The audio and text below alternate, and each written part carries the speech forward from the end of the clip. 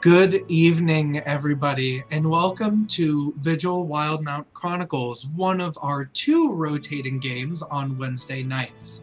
My name is Ink, and I am going to be doing our morning announcements, starting first and foremost with our amazing sponsor, Little Dragon Corp.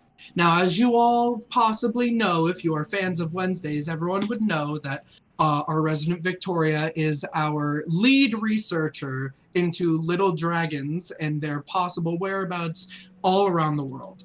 As she is moving to her new research lab, I have taken over, and I am on the lookout for a very specific little dragon. For you see, everyone, it's been too long since it's been fall. I know that the weather is getting nice. I know that it's sunny outside, but I want some pumpkin spice, so I am on the lookout for a pumpkin spice little dragon, a very rare breed.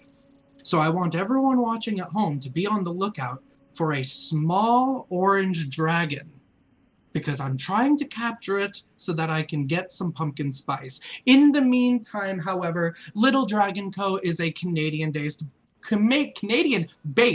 dice company that makes all different kinds of tabletop gear, as well as all of my wonderful research implements that were going to help me get all year-round pumpkin spice.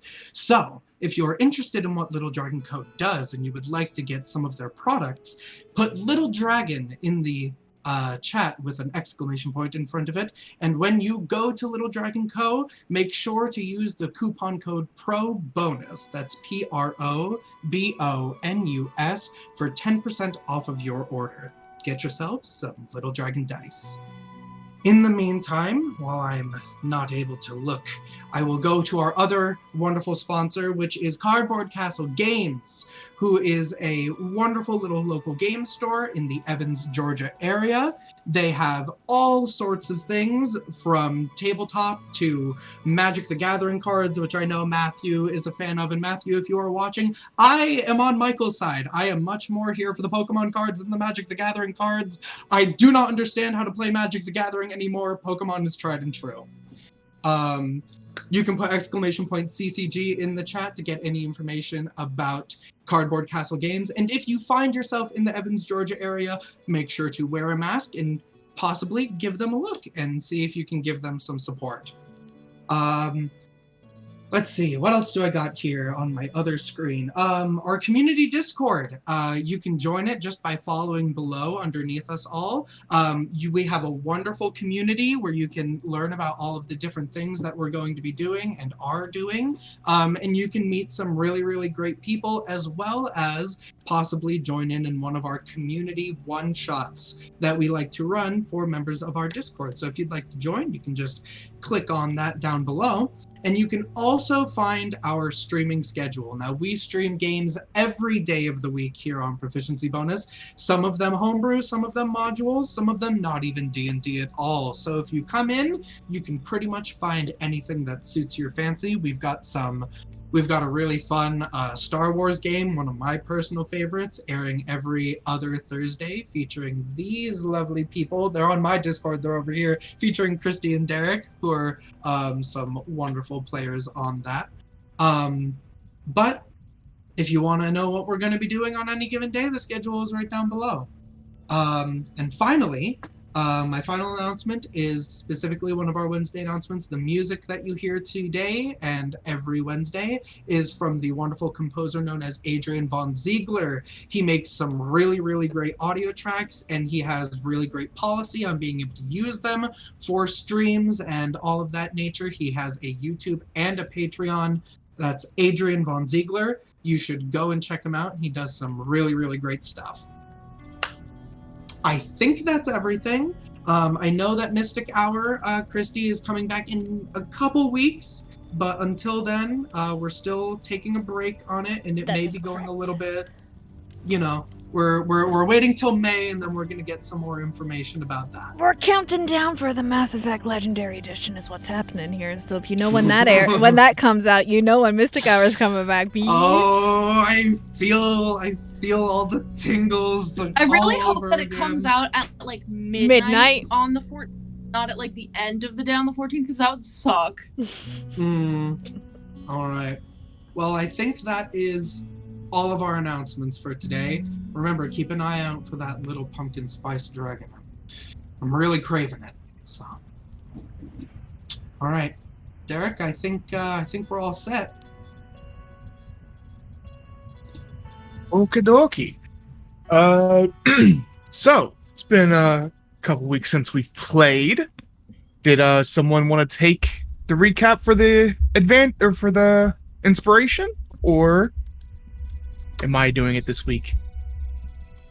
Well, I was just talking a lot, but I always got those notes. Here, If you want to do it. help you out because you were on the campaign recap already. So there you go. You're back. There we go. Well, we'll just hi, I'm back. Actually, I figured I wasn't done talking. So, last time on Wildemount, Reksha had just finished receiving a vision from his god Moradin, basically saying, yo, there's some people that seriously need your help.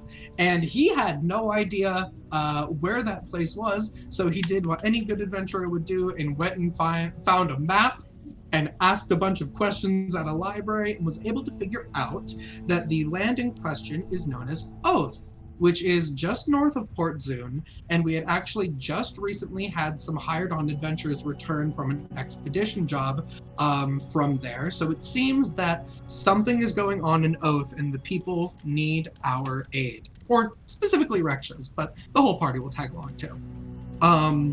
In the meantime, we are preparing for our smithy to be built within our headquarters. Tremayne is training for a battle to the death against a fighter known only as the Woodpecker, very, very threatening. And so we have been making sure to get some new armor completed for her. Thank you. And let's see, what else? Beck, now an official member of the Iron Line, has been taking his time to familiarize himself with Port Zoon, kind of get the know-how about everything that's going on, taking a look at the temple services, kind of learning about those as he was quite curious about it. And Dumka decided to go around with him and sort of show him around so that he could get more acquainted with everything. Tremayne had a meeting with her old friend Shashay, where Shashay basically said, hey, this thing that I told you about, these Draconic lifebloods, that if you gather all 6, you have the power of creation, blah, blah, blah, definitely some world-shattering stuff. Just wanted to let you know, I have one of those lifebloods. It's this little ring. It's been passed down to my family.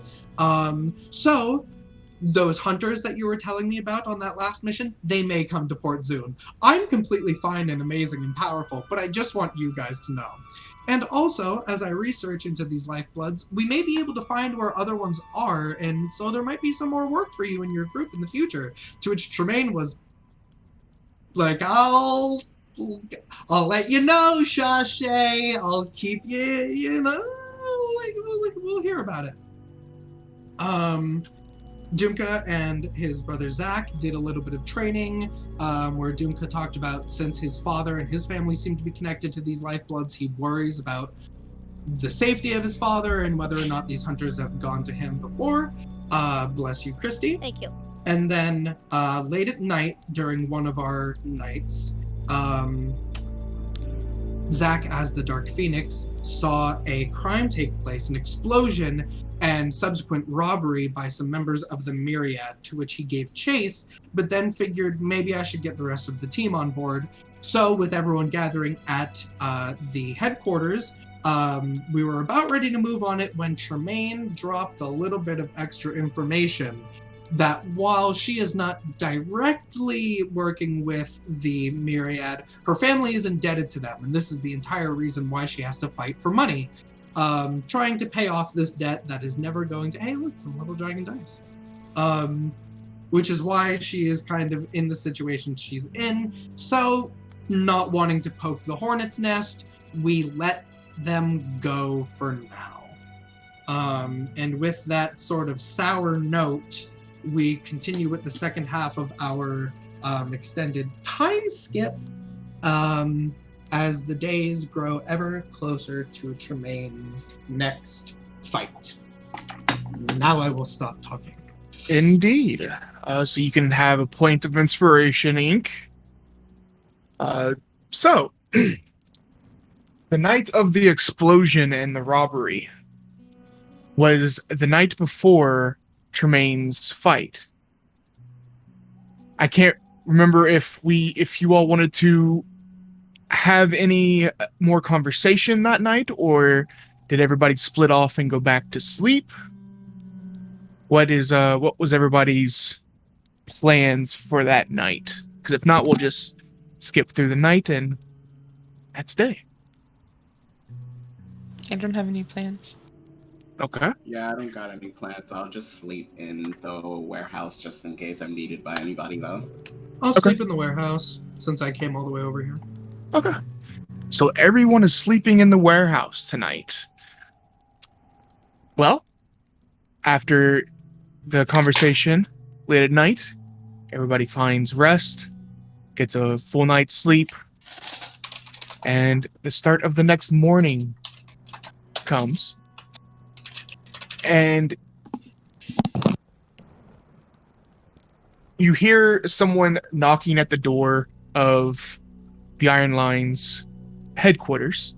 The door opens up, and you hear some like soft-spoken, not trying to like hide it, but it's just you're upstairs, and so you can't fully hear what the conversation is. But you hear Fayen down there talking to whoever's at the front door, and you start to hear footsteps coming up. Knock on Zach's door, also coming into the barracks and waking up anybody that is in there, which is everybody else. This was just dropped off from the Marquise, saying that there was a explosion and theft at his guild last night, and he is offering anybody in the city 500 gold reward for anybody that finds the individuals responsible. This wasn't a specific contract for us, but I thought you all would like to know. And she hands over this little like paper. It's like basically a wanted poster. That's crazy. Does it say like what was stolen, or just that there was like a theft? The stuff that was stolen is labeled as smithing materials. So that can be iron, copper, a whole bunch of different things. So Reksha or like Beckett or Dumka, like anyone who has, because we all have like knowledge of smithing. What does this mean? Why wouldn't they just say like it was? Yes, I thought it was awfully vague. Smithing materials could mean anything from tools of the trade to precious metals that they would be using. I would think they might be. It's possible that they might not want to say exactly what was taken, just in case. But I do find it odd how vague this was stated. Odd, suspicious, maybe not, but odd.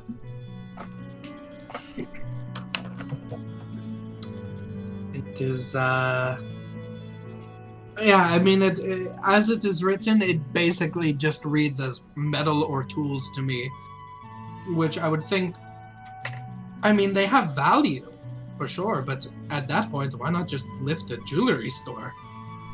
Yes, I would assume. Unless they are... unless they are specifically taking weapons for some reason or another, or they have smithies working for them that they would need the materials for.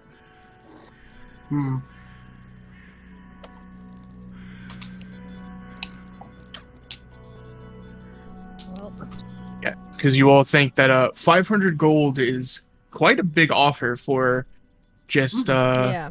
smithing materials. So that's either a lot of ore, a lot of tools in the trade, or something was taken. That Yes. I was going to say, because wasn't it in a backpack of some sort, a bag? two bags, two black leather bags. Yeah. Did they look like these bags weren't big? These bags weren't very big either. That's what I was going to say. They weren't struggling to like haul them, right? No, the one individual was the bigger gentleman. Huge Goliath. Yeah, the huge Goliath man had both bags like over his shoulders like this, carrying them like a sack over, you know. They won't that big, so I don't think I'm not buying it. Yes, I retract my statement about it not being a little bit suspicious. Maybe weapons? Reksha, Dumka, and Beckett, you can all, since you all have like a smithing background, you could make me let's do a smith's tools check with, so if you have proficiency in smith tools let's do intelligence. Okay. So if you don't have proficiency in smith's tools, it's just an intelligence check basically. So 7. Okay. 15. Huh? Also 15. Okay. Both of you all kind of start thinking to yourselves, look over at each other, and you think that if it's not a lot of things, maybe they stole more valuable ore or more valuable tools to the point where it's not your basic iron or copper or whatever it might be. Maybe it's like something more expensive, like do we know about like adamantine? Like adamantine, maybe mithril. So there's different like ores that you could, like materials like that may be the reason why they weren't super big bags. So I'm so mad at myself for not cutting one of them open and then grabbing one, but he was surrounded. Oh, I'm so scared. Zach doesn't say that, but Zach is definitely like grinding his fists like.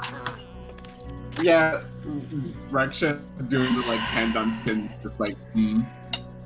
It could. You go. No, but Reksha, I think we may be thinking of the same thing here. Is it possible that maybe there was some more rare metals here in Port Zoon? I mean, it is the Marquis' company. He has the funds for it.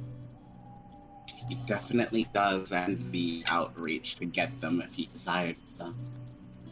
And it would also make sense that he would be so vague about what was taken, because if you have metals like those, well, you can make very interesting things.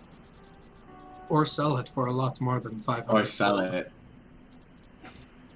This is the morning, correct, Eric? correct. This is when you all just woke up. Fan just brought this like basically wanted poster to everyone. So you're all reconvening down probably in the like mess hall. I suppose.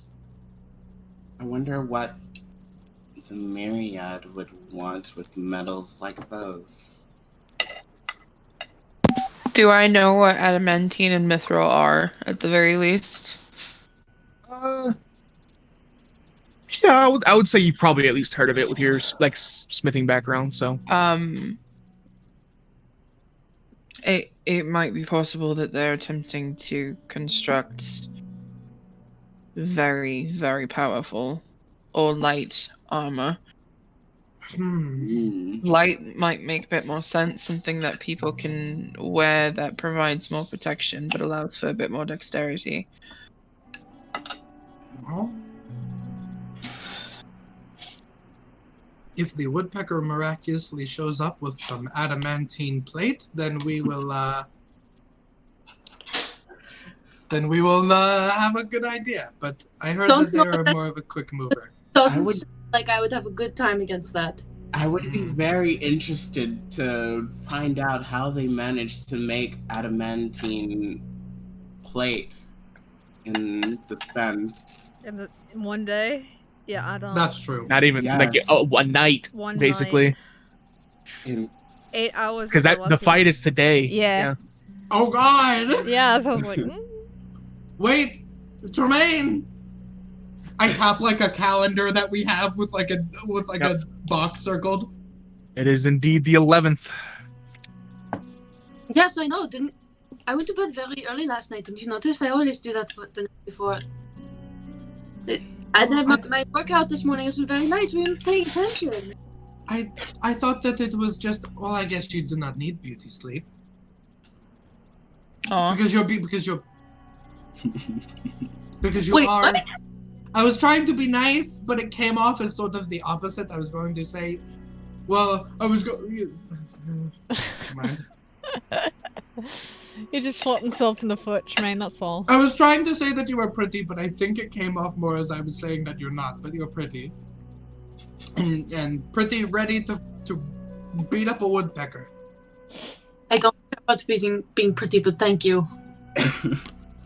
At least not from you. I mean, that is fair. I don't know. You look. Pull your head, brother. I'm gonna eat breakfast. Okay. Good idea. Mhm. You're hard to compliment. Intimidating. Mhm. Okay. Oh, was after this morning conversation, some breakfast. What is everyone's plans for the day? Anybody wanting to do anything, or are we just waiting until time to go to a certain fight?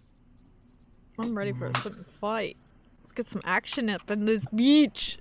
I want to make sure that Tremayne lives through the day, and then I'll worry about the Yeah, other things I want to do. Because after today, there is 5 days, I believe, left before your forge is completed. So I think I said on the 16th it'd be completed. So Time to go. but yeah, so your time through the day, at least for Tremayne, feels a little slower than normal, because when you're expecting something, you always think it always seems like the day just drags on. So that is what Tremayne is currently dealing with, but everybody else is going about their own kind of business, doing their own things. Working on the Maybe uniforms. doing some light training with Tremayne, but not something that's gonna, wear someone out. I break both of Tremayne's legs. I'll do a warm-up spar with Tremayne if that's what you want. We'll probably also make sure the armor fits and everything. Yeah, Oh double yeah, check the yeah. fitting. We're getting all that on you. We're like your whole little pit crew. All of us, of us Smiths here. Yeah, you try on the new armor, and it fits perfectly. No issues at all. I will slap on that sexy +1 bonus right now. Okay. So And that's permanent until you change it, correct? That is permanent until I take it off. Yeah. Okay, gotcha. So you have a +1. You have +1 plate armor technically for right now, God. Tremayne. So that makes it a 19 AC, I believe. Mhm. Yeah, I gotta adjust it in D&D Yeah. Beyond. Yeah. If you want me to do the same thing that we did for your last fight, I can also Shield of Faith you. Oh, God. The fight.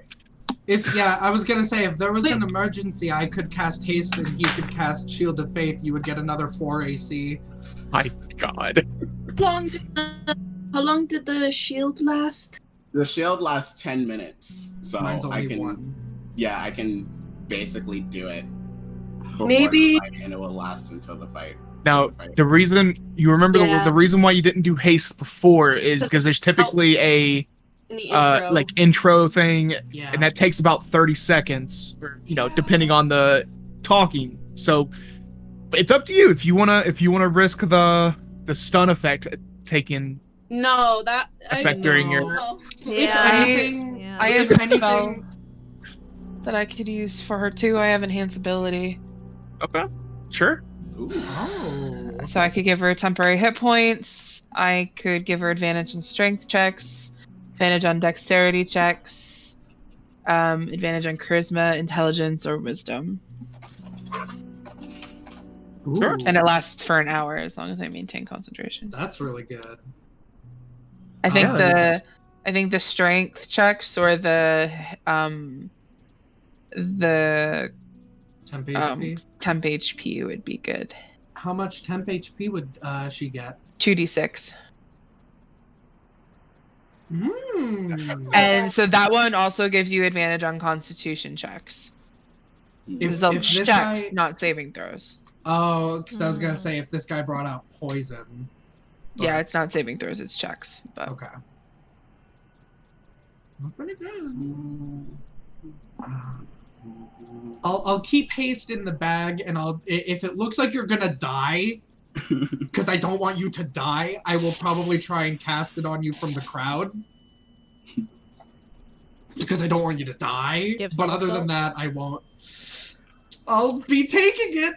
I've been in telling you there. it's such a good meta magic. Anyway, sorry. I know, but so is Twin and Quicken. Yeah, but subtle though. Subtle's When I get meta magic adept at level 8, I will be taking subtle, Okay. and then. All right, and then we'll I'll be- stop harassing you. I can't. Yeah, I mean, I can't change anything. I know, right I know, now. you're good. Mistakes are made. Twin is pretty good. All right. So that means Beckett, you're gonna go with them to the. You were invited. I just didn't know if you were going or not. Okay. Is Saren gonna come? Because I know Saren was like, up to you. maybe. I might take a nap. I think I'll leave Saren behind. Let her rest or swim or whatever she wants to do. Sure. Yeah, she'll stay back at the Iron Line building. Especially Maybe if go we're for going a to be swim. casting spells from the crowd, we should maybe not be as If she inconspicuous as wants- possible. Zach will let her like have his bed if that's where she wants Aw. to chill. Okay. Because he has a nice bed. He like pimped it out. Yeah. Right, it's just Hopefully, like- for the enhanced ability, you might be able to go down in the pre area where the fighters wait. And Yeah. cast it before she goes. I could out, even yeah. cast it on her Even Like, before you get there. Before we get before we there, get yeah. there, because Yeah. it lasts for an Yeah. hour. Yeah. So you're pretty much. Yeah, you're because I think Do I'm you- allowed. If I recall correctly, I was allowed to bring like one person into like the prep room, and I brought Reksha in last time. Mm. So worst case scenario, I can just get Beckett's buff before I go in, get Reksha's buff while I'm in the prep room, and then go. That's Yeah. a good idea. Yeah. Good call. I can't find +1 armor on. Well, so yeah, if you Your click AC is 19. It's just remember it's 19 instead of 18 because it only gets a +1. So well, +3, so it'd be 21 technically with Reksha's buff. So you're gonna kill. Thanks, everyone. If you click on your AC in D&D Beyond, you can do an override. yeah, you Like a can do temporary override too. Yeah. And then you have your greatsword is a +1 now too. So Correct. But you said you going to be using your greatsword instead of your axe. Yeah, I'm bringing Penelope instead of Bijou. Aw. It's okay. friends don't let friends die in. Yeah, so there's a way to add a magic bonus to your AC. How fancy. D&D Beyond. Yeah, it's amazing. Not sponsored. So Not yet. that being said, the night slowly comes and it starts to get dusk out. Sun is setting. And Tremayne, you know when the sun goes down is typically when they go underneath when there is a fight to be had down in the Claret Anvil. So you and your friends gather up, make your way to the anvil, and you're let through the front doors. Androx is there, gives you a nod, and Vic, did you want the bear's endurance or did you want bull strength? Well, okay, so Tremayne would explain this, like, while we're getting there, but, like, usually, like, you go to, like, the legal part of it for, like, a little while and sit, and then when that's closing, like, you get tapped to go downstairs, so it's gonna be a minute, but, when it's time, we'll do I think the con one. Okay. But it's still really early. Yeah, okay. But, like, Tremayne will explain how it... So basically, there's like the above ground, which is just like the anvil, and like that's just like legal fighting. Like it's either like very blunted or like wooden weapons or no weapons, and you can't like kill, and it's basically just until someone surrenders or draws like first blood, and that's like, and I think like, is that still invite only or like anybody can go in? You have to. Anybody can go in, but you have to like sign up for it ahead of time. It's not like someone can just walk in from the street and be like, "Hey, I want to fight now." You have to sign up for it. Okay, yeah, and then certain people like get like tapped when it's time to go downstairs, which is where like they do like anything goes, like you can kill people stuff, and that's like the secret one. That's the Cleric bill. Okay, yeah, we'll go, and I'll give Beckett the tour, and I'll show Beckett like the big sand pit. Mm-hmm. And I'll tell him like my favorite story of how one time they got 50 dudes like just in their underwear to just have a free for all, and like they were all just like oiled up and just fighting, like, and I'll like show him like where the bar is, and yeah, like I'll show him around, and I'll get us a nice table so we can watch the fights. As you're showing Beckett around, keeping an eye on the like crowd and stuff, and you actually don't see Sasha there tonight, even though you told them about your fight. Mm. So, but they did say that they had work, so they might not be able to make it. But yeah, you show I'll get Beckett around. I'll get everyone a round of drinks, whatever you want. Sure. They have all different kinds of liquor here. They have anything you can imagine, basically. So if you want to get beer, they got meat, they got whiskey, they got vodka, they got everything, wine. There's even some like weird stuff. Like there's some weird stuff here that's from like very far away that like does things to you. That does things to you. Yeah, there's like this one thing that they said is from like Marquette, and they only have a little bit of it, but it just makes your whole body like feel like you can't feel it at all. But well, I'm not going to have that. While I would love to have a little bit of a taste of home, perhaps tonight is not the night. I'll just take a red. Are you sure that's not just poison? It may just be poison. No. You just lay there and enjoy it for like a little while. It's not poison. It sounds. It sounds like a poison. It's very tasty. Zach, do you want anything to drink? Yeah, I'll have a red. And my big friend Reksha. Do you want a red as well? Should I just get like a whole bottle? I'm good. Do you want like a water? A tea? At the bar? Reksha's like, I don't need to drink anything. No, I'm good. I don't need anything to drink. Okay, Beckett, what do you want? It's on me. Get whatever you want. Surprise me. But not the one that you were just talking about. Surprise me, but not the poison. Okay, I'll change my mind. I'll get you something else. So yeah, I'll go to the bar. I'm just gonna get a bottle of like a decent quality red, like not like the equivalent of like the $9 bottle. We're going for like maybe like a $20 bottle, whatever the equivalent for that in gold would be, and then I don't know, like, is there... So I don't want to get back at the sand keg wine, because I just made up that was here. Uh-huh. but I'm gonna. What if is there something that like Goldschlager that has like little metal flakes in it? Sure. Like the little gold foil stuff. Sure. Okay. Beckett's getting a Goldschlager. Okay. All right. So for that bottle of you want a whole bottle of the red wine? Is that what you said? The equivalent of like a $20 or $30 bottle of wine. Still not that great quality, but like, we're not getting a $1,000 bottle. That will run you typically about 5 gold, but for you, since it's you have somewhat of a I don't want to say employee discount, but essentially an employee discount.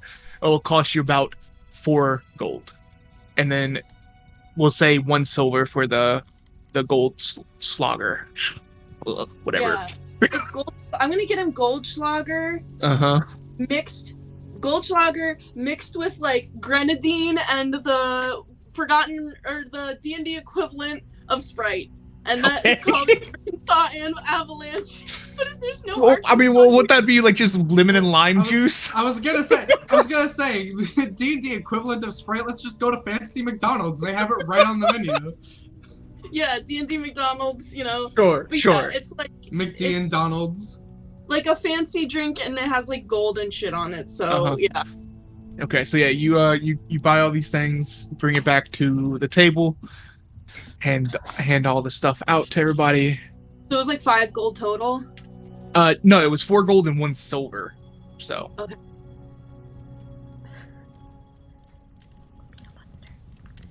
And I'll have like little cups, and I'll pour out some for everyone, and I'll say, Beckett, I don't know what this is, but it has little pieces of gold in it. Oh, that's very fancy now, isn't it?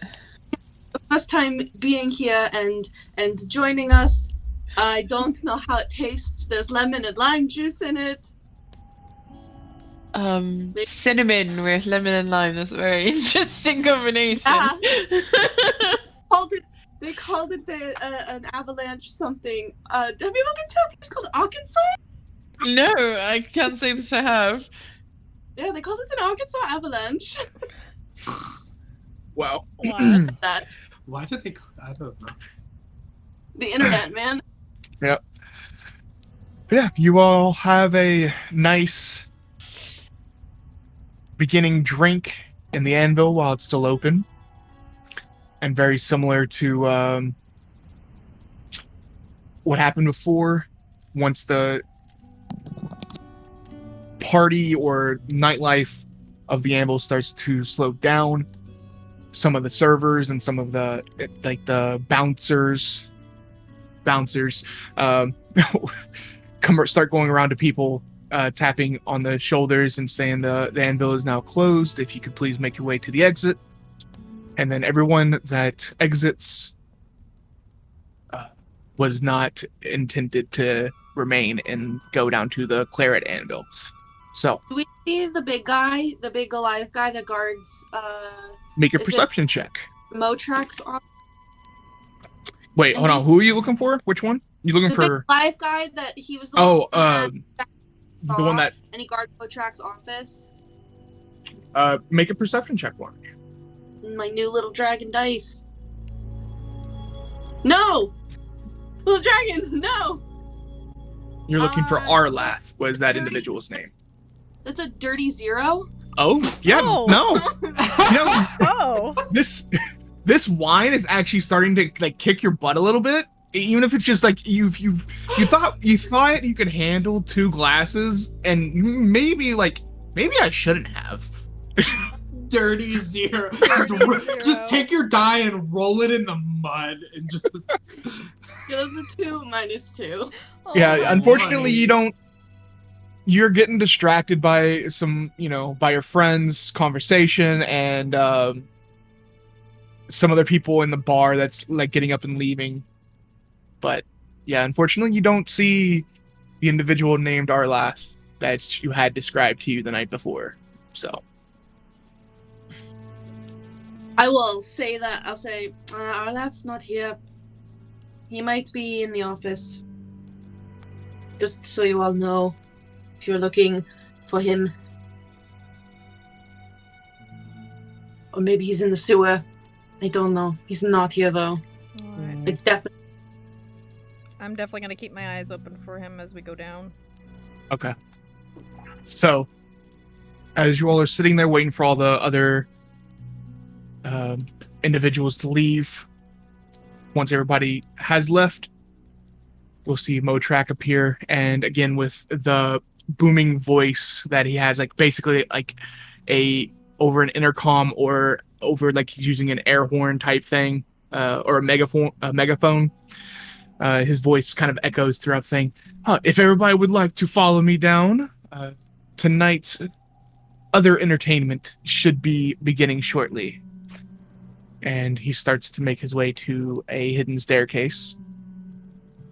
Makes his way down, everybody starts to follow. And you're led down into Claret Anvil, which is almost an exact replica of the upstairs, except it has a little bit more reddish colors, more like bloodstains. More like provocative kind of like filling. So, I'm sorry. Did you want to say something, Tremayne? Oh no, I was saying I feel like it's like a little fancier. Like there's like it nice is. There's like little red silk cushions on the seats, and like there's like little red like sheer curtain thingies separating some tables. Nice. It's red so that Correct. you hide the bloodstains. Yeah, it blends in. You can't tell if it's red or just blood. But you all make your way down, find a table. Where would you all like to sit? There's a few different like balconies, like I've talked about before. The upper part is more private, and the closer you get is of course more public. It's, there's less booths, more like open tables where everybody can see you if you're sitting closer. So what kind of table would you all like to get? I probably would like an upper floor because I want to keep an eye on the entire thing to look for this guy to see if he shows up tonight. Okay. So is that everybody going to sit up there, or that's going to be Reksha and Zach? How high up is it? If I had to do an emergency spell cast with a range of, I don't know, 60 feet, would I be able to do that from the highest booths, or do I have to be closer to the action? The higher booths are probably about 80 feet away.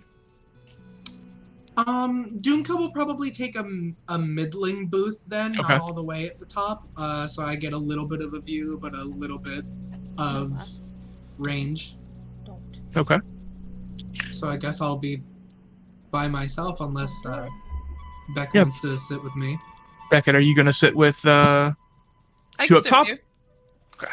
So we have Beckett and Dumka on the middle row, and Reksha and Zach up top. So People up there. there's a little bit of time before, about 30 minutes or so before the fights commence, to let everybody get some like drinks and place some bets and get some food if you want food, that kind of stuff. But as everybody enters the room, finds their seats, Motrak comes over appears in the middle of the arena again, and we will get tonight's entertainment going in just a little bit. Please find a nice place to sit, make your bets, get some food, some drinks, whatever you may like.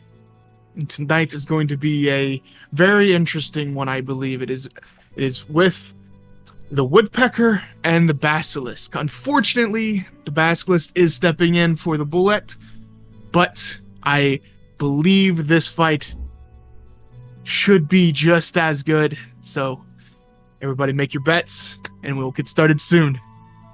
And you see him vanish again in the middle. And did anybody want to do anything while this intermission time period is going through? Yeah. I'm gonna place a bet on for the Basilisk. All right. Support our girl. What are you betting? 92 gold. 92 gold. It just gets me to an even number. Yeah. Okay.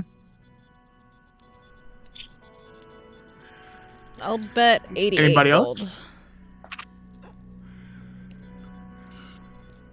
Oh, God. 88.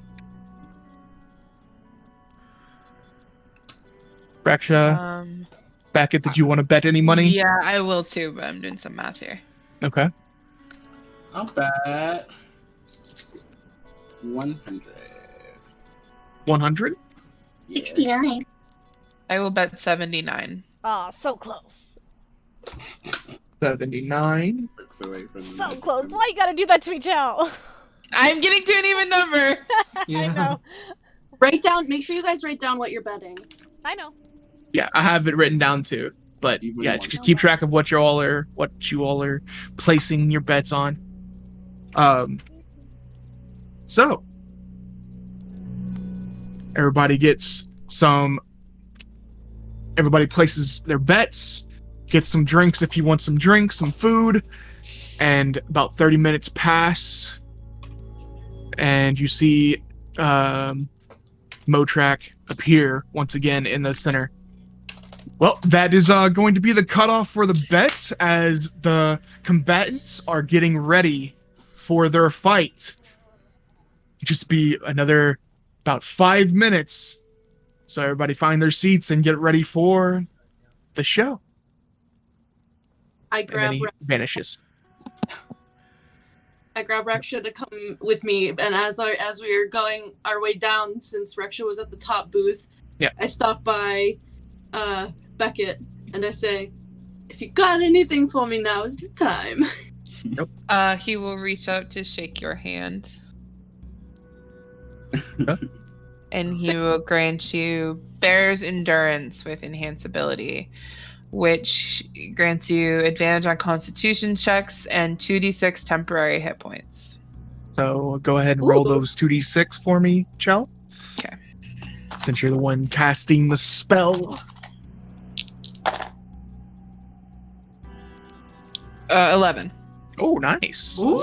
6 and a 5. And Dumka will say, there's nothing that I can do right now, and I would wish you good luck, but I know you don't need it. I fist bump Dumka. See you And guys you- in a bit. Sorry. Say your parents goodbyes. entered the room. I had to mute for a second. You're fine. What's Let's happening? see I you soon. apologize. I just granted the The Bear's Endurance. enhanced Bear's ability. Correct. Yeah, I'm going down with Yeah, Reksha. she got 11 HP. Which is pretty We good. shoot up. Really good.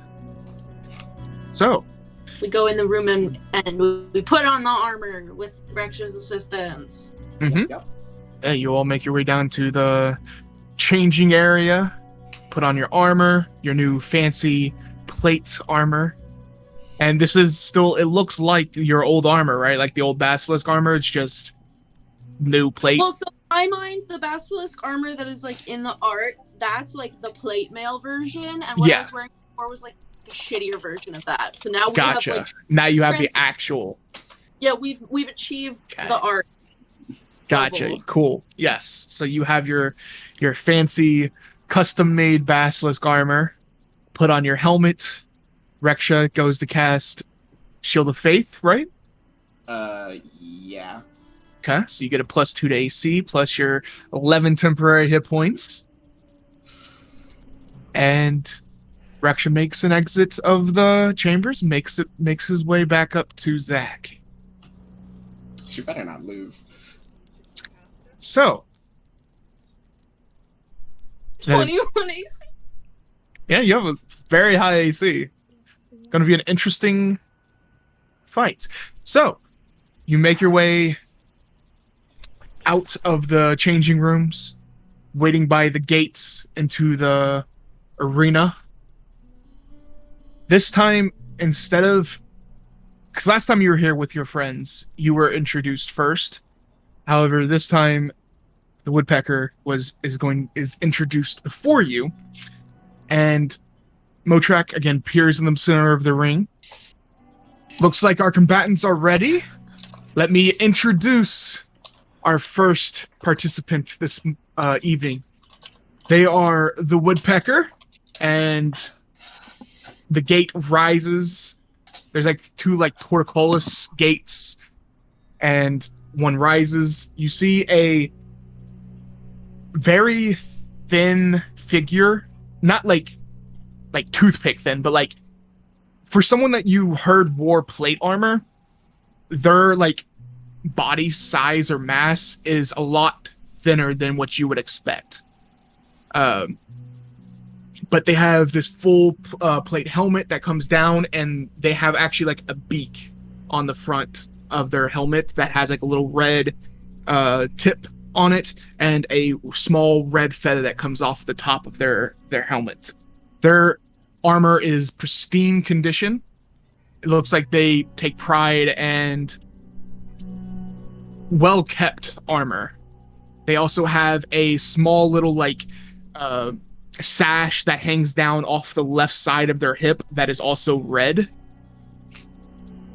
And they have a rapier also underneath that sash that you can't fully see currently. You can just see that basically the hilt and handle of it currently. But they step forward, they raise their hands, or raise their hand and like gives a wave to the crowd. You hear some cheering. This isn't like a coliseum, so it's not like it's super loud cheers here. There's, a few here and there, probably people that have bet on this individual. And now the other combatant, the basilisk. And the protocol raises. You see Tremayne step forward. Do you want to describe your armor for us again, since it's been a while since we've seen your fancy armor? Oh god, yeah. So it's like now it's like full plate armor, and I feel like it kind of has that like greenish blue, that like teal gray kind of like tint to it, and like I think the trim is red. I don't, because I'm on my phone, I don't have a picture of it up to describe now. But then it has like ornamental like hands that are like clasped around like the waist, and then like I believe they also like cross up near the chest, and then obviously like my hands and my feetsies, so it looks like I have a bunch of legs like a basilisk, and then the helmet has it's like fully covering, and it has like the kind of spikes and like antennas the way that a basilisk does, so that I look like a cool kid. So you make your way out into the middle of the arena, and right next to Motrak and where the woodpecker stopped. And he doesn't say this over his booming voice. This is just to you two. Now this fight is until one of you die or until one of you surrender. Let's make this a very interesting fight for the crowd. And good luck.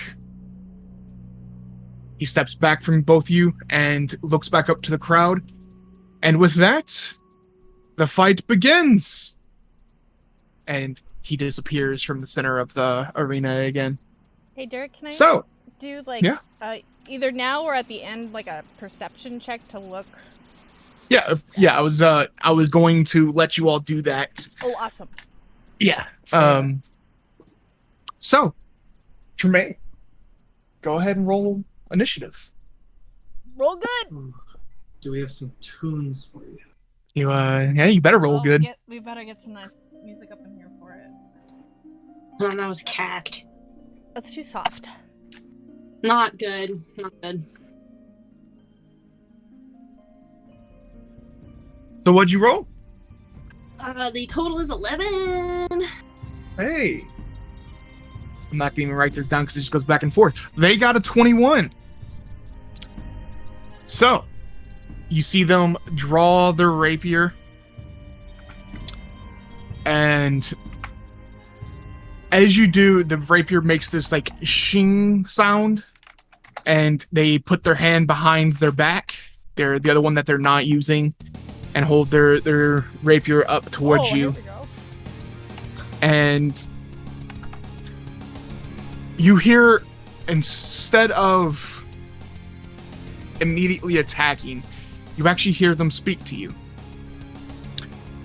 and a feminine voice says, "So you switched to a great sword tonight? Is that the thing you're going with from now on, or is that just special for me?"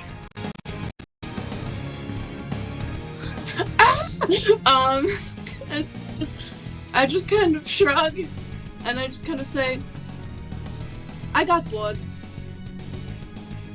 Well, let's hope you're as good with that as you are with your axe. And they will quickly make a lunging attack against you, just jabbing with their rapier. Which I don't think that first one's going to hit. That was a 14. That is definitely not going to hit you. They make another quick jab, though. That is going to be a 21. I believe that just hits. So. Ooh. That is going to be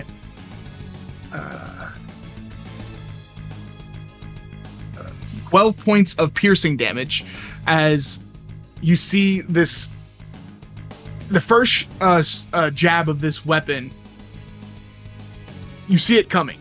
However, it seems like that might have been a feint, and they quickly jab again and find a spot right in between your armor plating and finds connection with your skin underneath.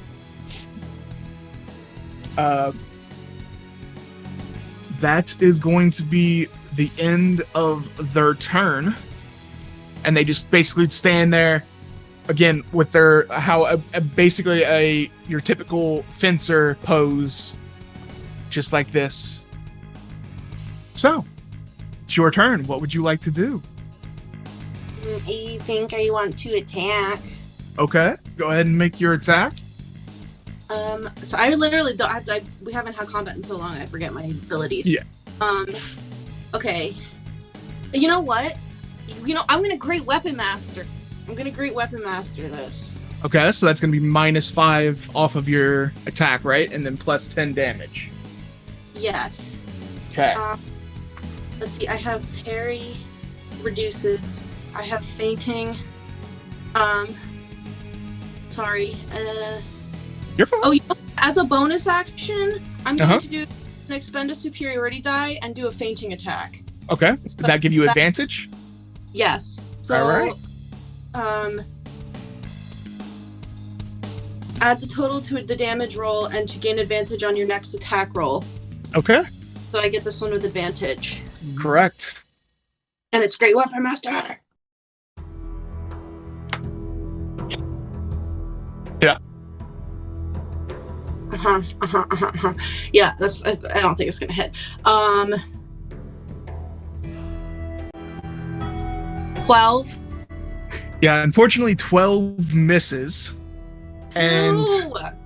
as you're swinging wide with your greatsword, they're a little bit faster than you're expecting. Yeah. And they are going to use the reaction, since you missed, to make a reposit against you. Sorry, I got the nice music again.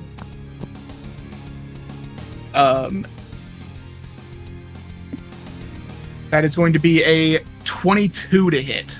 Yeah, that's gonna hit. Alright. Oh, I should have pasted. Wait, don't you have extra attack?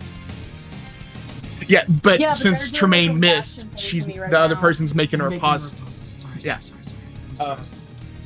So that is going to be a total of 16 points of piercing damage again. As quick speed as they step out of your way, make another quick jab straight for another slit in your armor and find connection with you. I think I did that superiority die wrong because it's you add it to a damage roll and then gain advantage on your next one. But I would have missed either way if that was advantage because I rolled a 9 and a 5. Okay. So I think it's like you I'm sorry. I literally don't You're remember fine. how to like. No, you're This. totally fine. It has been a while since we've had combat, so. So I don't think that uses my, because I didn't deal damage. I don't think it uses my superiority die, right? Read that again. What did you use? You used a. I did a fainting attack, and it says you can expend 1 superiority die and use a bonus action on your turn to add the total to the damage roll, and to gain advantage on your next attack roll against the chosen creature within 5 feet this turn. So I think I did that wrong. I have to deal damage first. Basically what you do is you add it to your attack. Your next attack will have advantage, but the die, it's all on your next attack. So if you hit your next attack, the extra damage will go on to your next attack. Okay, so I still used it. Technically, you still used it, but it's for your next attack has advantage.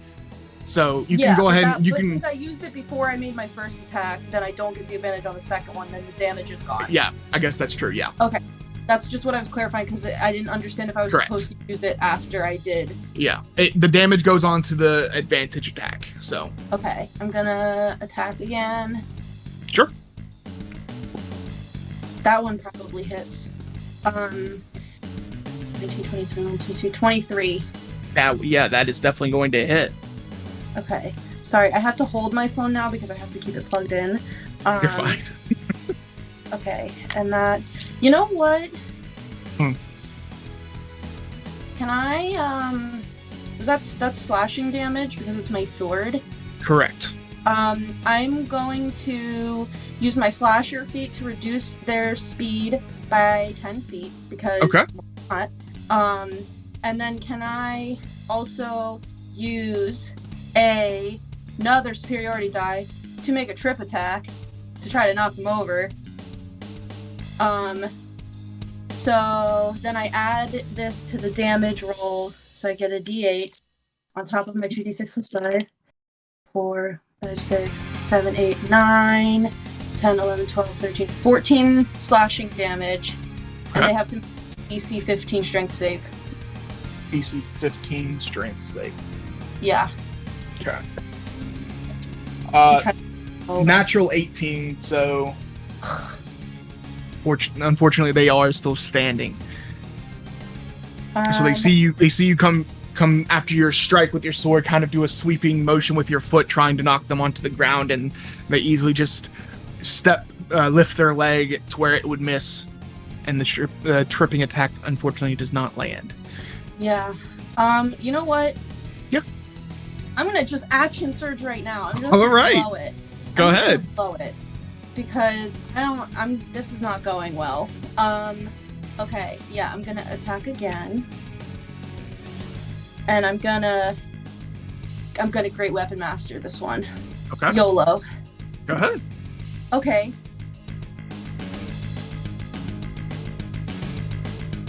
Plus 8, 18, 20, 19, 18, 17, 16, 15. 15 to hit.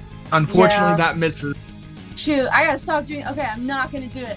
I'm not gonna do Great Weapon Master anymore. I mean, you technically, out of game, their AC is 18. So, because they're using plate armor, which you're right. you know how protective that is. So, no, that's why I was reminding you. So, yeah, okay. I'm just gonna do regular. That would have been a 20 to hit otherwise. Ooh. That is a 21. 21 does hit. Okay. And it's 2d6 plus 5. 11 slashing. 11 slashing, okay. Alright. Going well, y'all. You gonna do anything else on your turn? No, I mean, that's like basically everything that I have. Yeah, I've already basically done everything. Alright. So it is back to their turn. And they speak up once again, and seems like this individual is more talkative compared to some of the other combatants that you've fought here. And you hear this, the feminine voice again. I see you are pretty well versed in the great sword also, but I can't help but think that you would be a little bit better with the great axe. You haven't really shown me much, unfortunately. Let's see how you do. And they go into another couple of jabs with their rapier. And let me read something really quickly.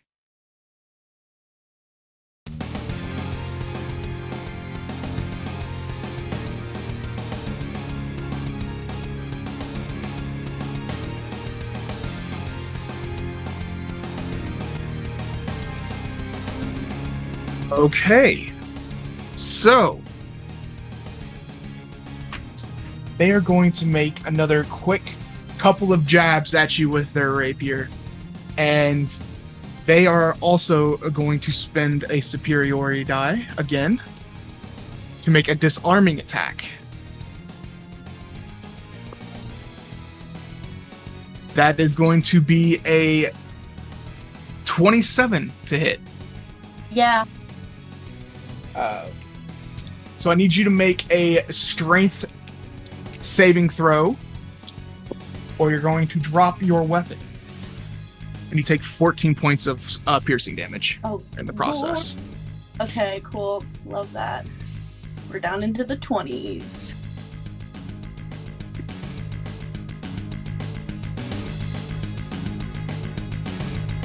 Alright, I gotta go to my Old Faithful die, because these metal ones are betraying me tonight.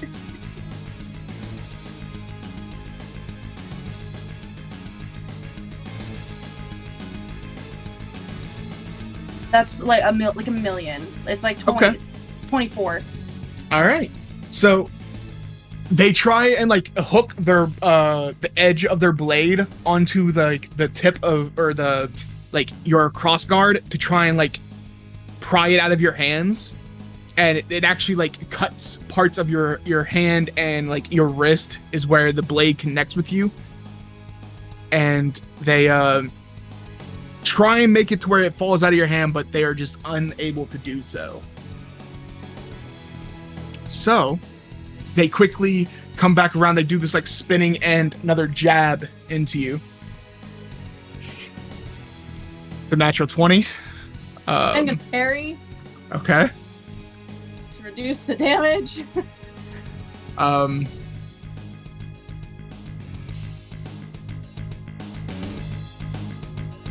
They are going to use another disarming attack for this. Okay, I rolled a 9 total for the damage to be reduced.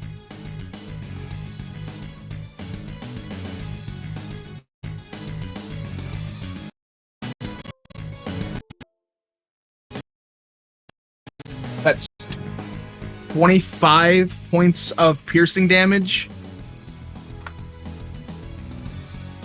And is that No, that's before the Okay. 9's taken out. Or before? So it's So it's 14. 16, yeah, sorry, 16. I did the same math as him. Correct. Yeah. We took 11 instead of 9. So you take that damage, and go ahead and make another strength saving throw.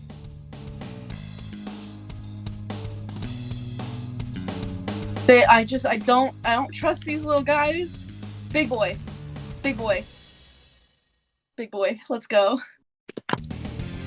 Okay, that's an 18. Yeah, you are able to keep hold of your weapon again as they make a quick jab with the rapier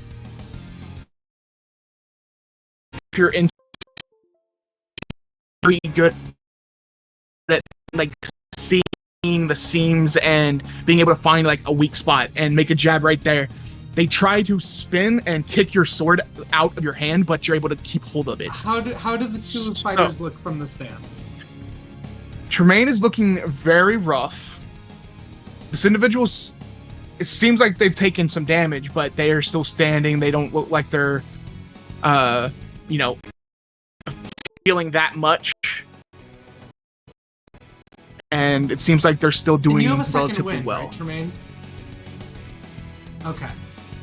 Okay. Yes. Because Dumka always is like this. He's like at the wall, and he's like, But yeah, So- carry on. Tremayne, it is your turn. Again, they after doing their movements, they take their stance again, just ready for your attack. And I Okay. got a second wind.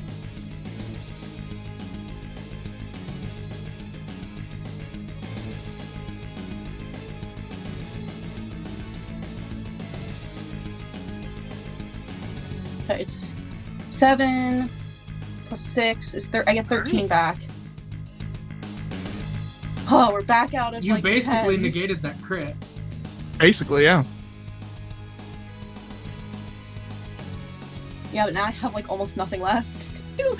I am going to hit twice because that's all I have left. Sure. Go ahead and make your attack rolls. Yes, big boy. You did it. So much. 16 plus 8 is... Oh yeah, that definitely hits. Yeah, like 22 or something. Mm-hmm. Okay. I don't trust them. I don't trust any of them. They're all cheating on me.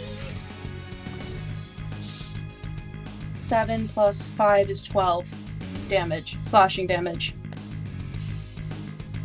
12. And because because I slashing can, I'm just damage. reducing their speed by 10 feet. Because, like, why not?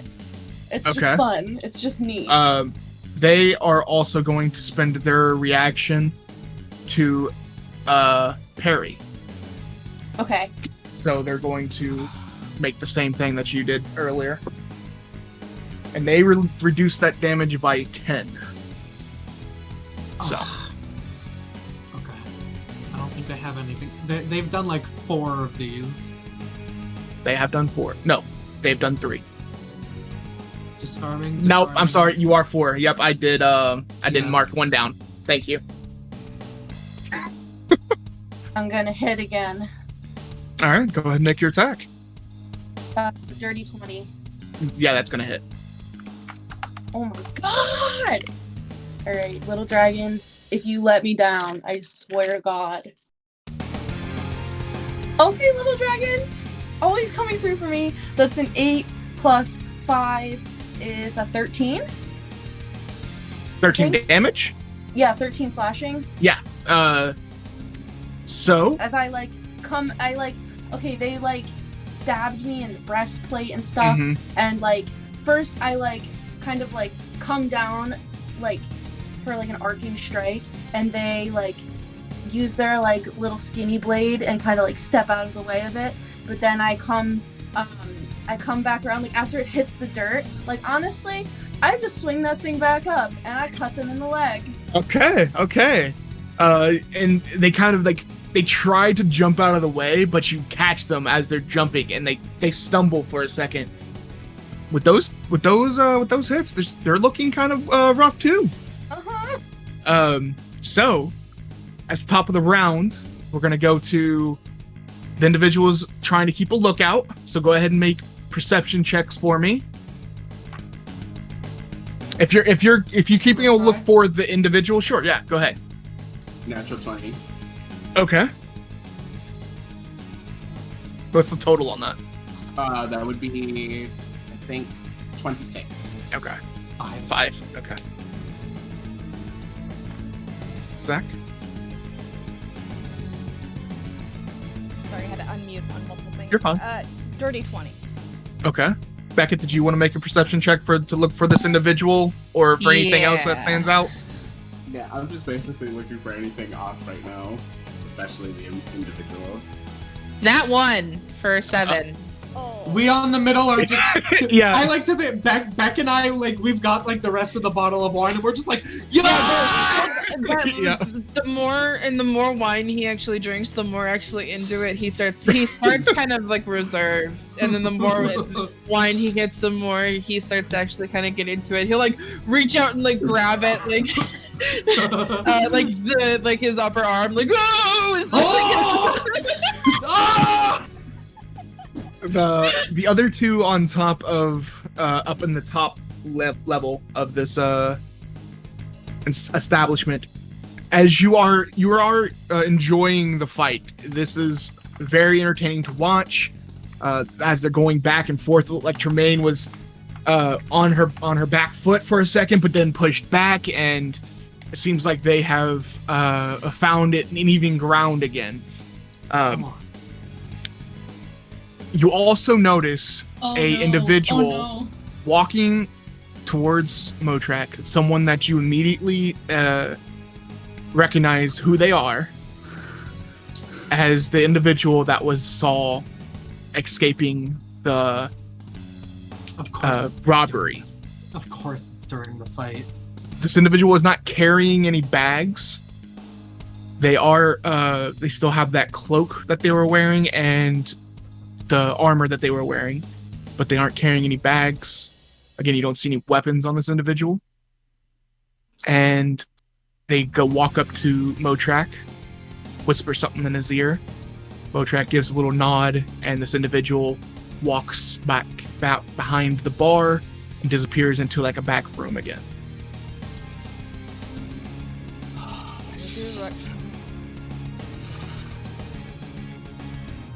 I have no idea.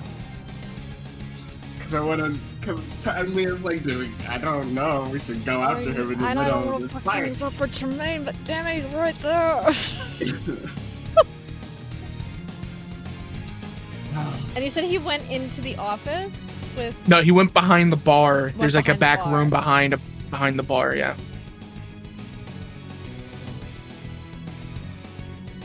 But Motrak is still sitting there watching the fight.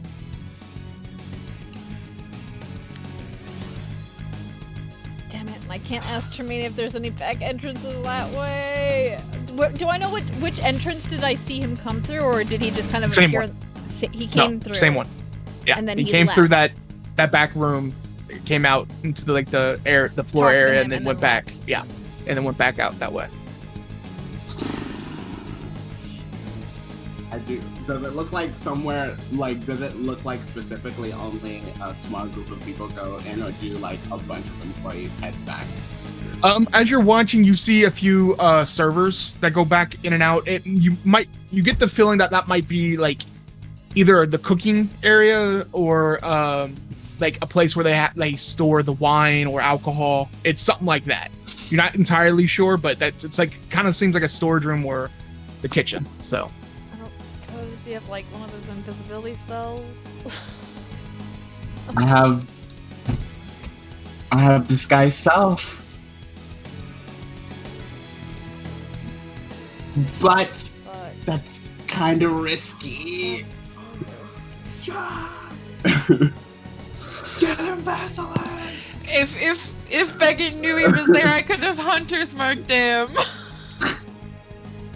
Yeah, we both rolled low on ours. So I we're just rolled like, so "The low." fuck is so good?" We're separate, so I can't point them out to you.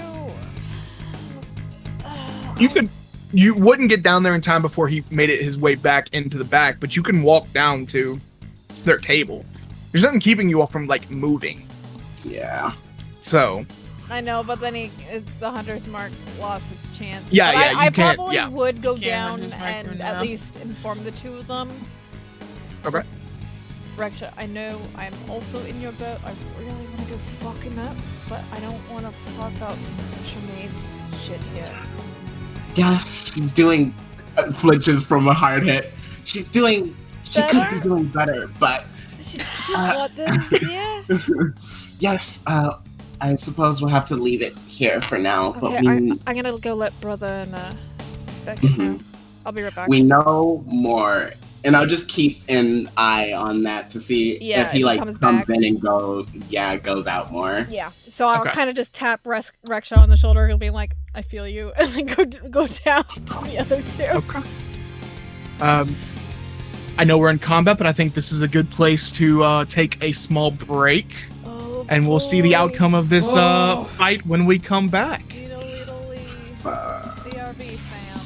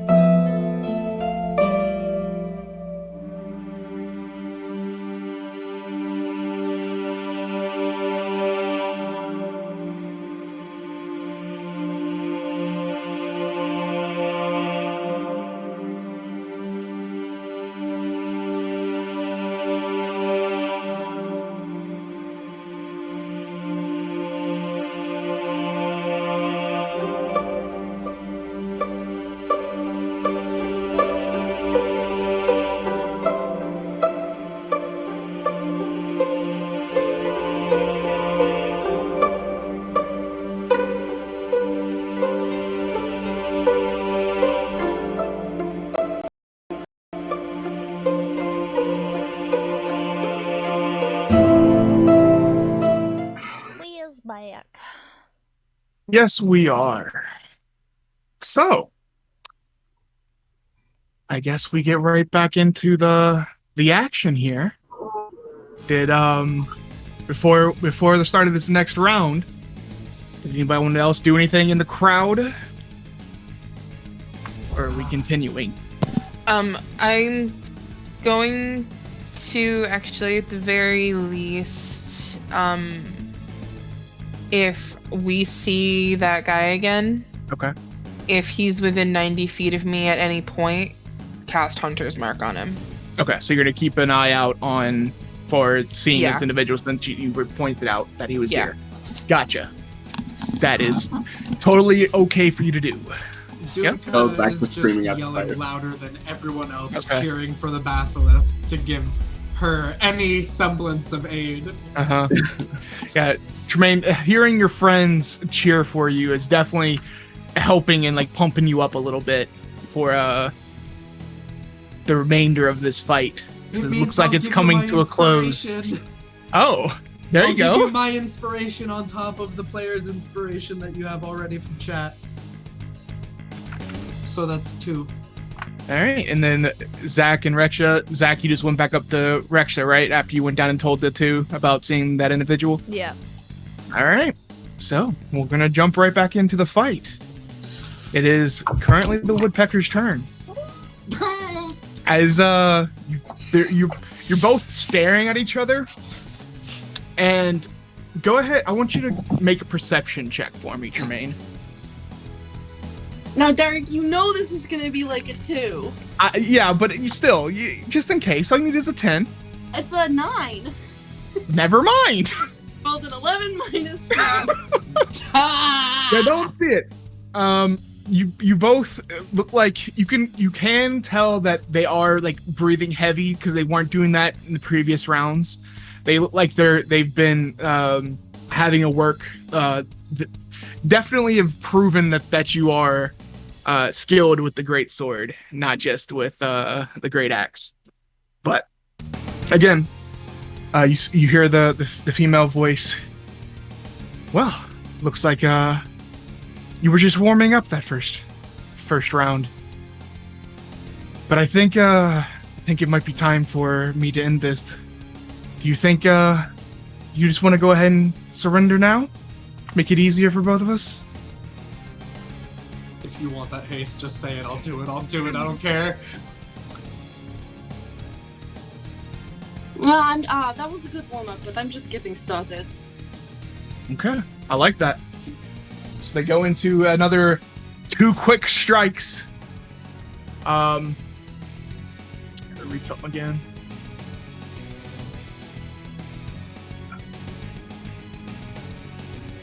Okay, so first attack. That is not that's not gonna hit you. That is a 13. So you kind of you see the lunge of the rapier coming towards you, and as you're able to just like sidestep out of the way, and the woodpecker strike goes right past you. However, Actually, they quickly. No, I want to smack it away. I don't even dodge it away. I just smack Okay, it so you out of smack it out of the way with your. the way. Arrogant. And as you do, you smack it with the side of your sword, kind of giving them a momentum, and they do like this kind of spin on one foot and come back around and gonna try and jab you again. That is going to be a 22 to hit you. It would. They are going to make this a disarming strike, their last superiority die. Hearing all of these I ones. thought they'd used all of them last time. They have 5. Oh, no!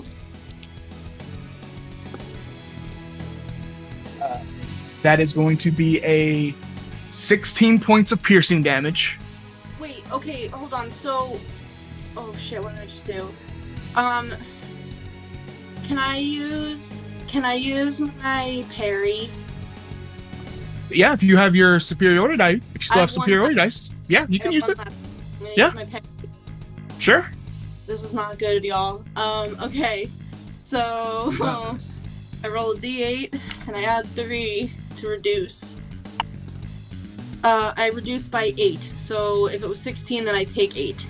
Correct. And I need you to make a strength saving throw. The die to beat is 16.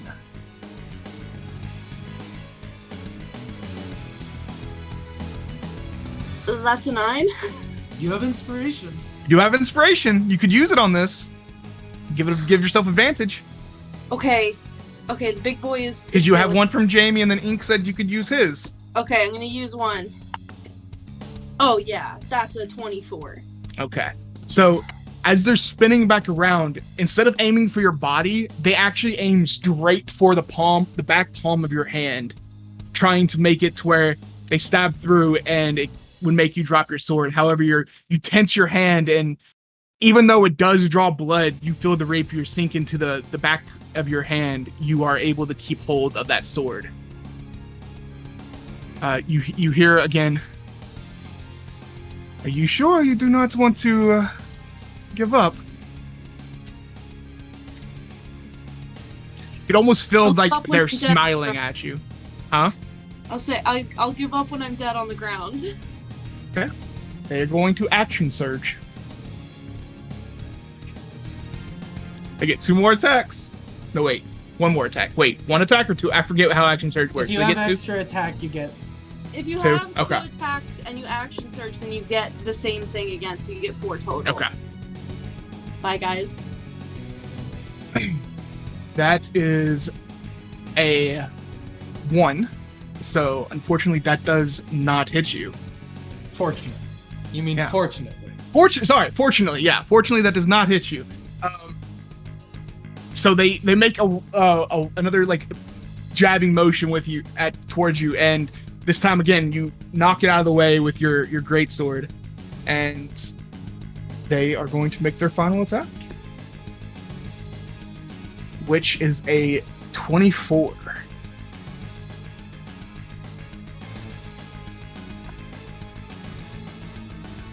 That is going to be 12 points of piercing damage as they make connection right in your side as you spun them around again. And you feel this blood start to come out of the wound on that side now. What are you at? Is it 2 HP or a peace sign? I mean, on Yeah, I didn't know scale of, that like, 0 to 58, I'm like a 4. Okay, so you're still alive. So now it's your turn. I'm gonna attack them. Sure. I'm gonna use the other inspiration. Okay. I have to pick which days I'm gonna use them because I'm feeling really, really betrayed. Hearing all of those 21s and 22s made me like, ah! Yeah, I know.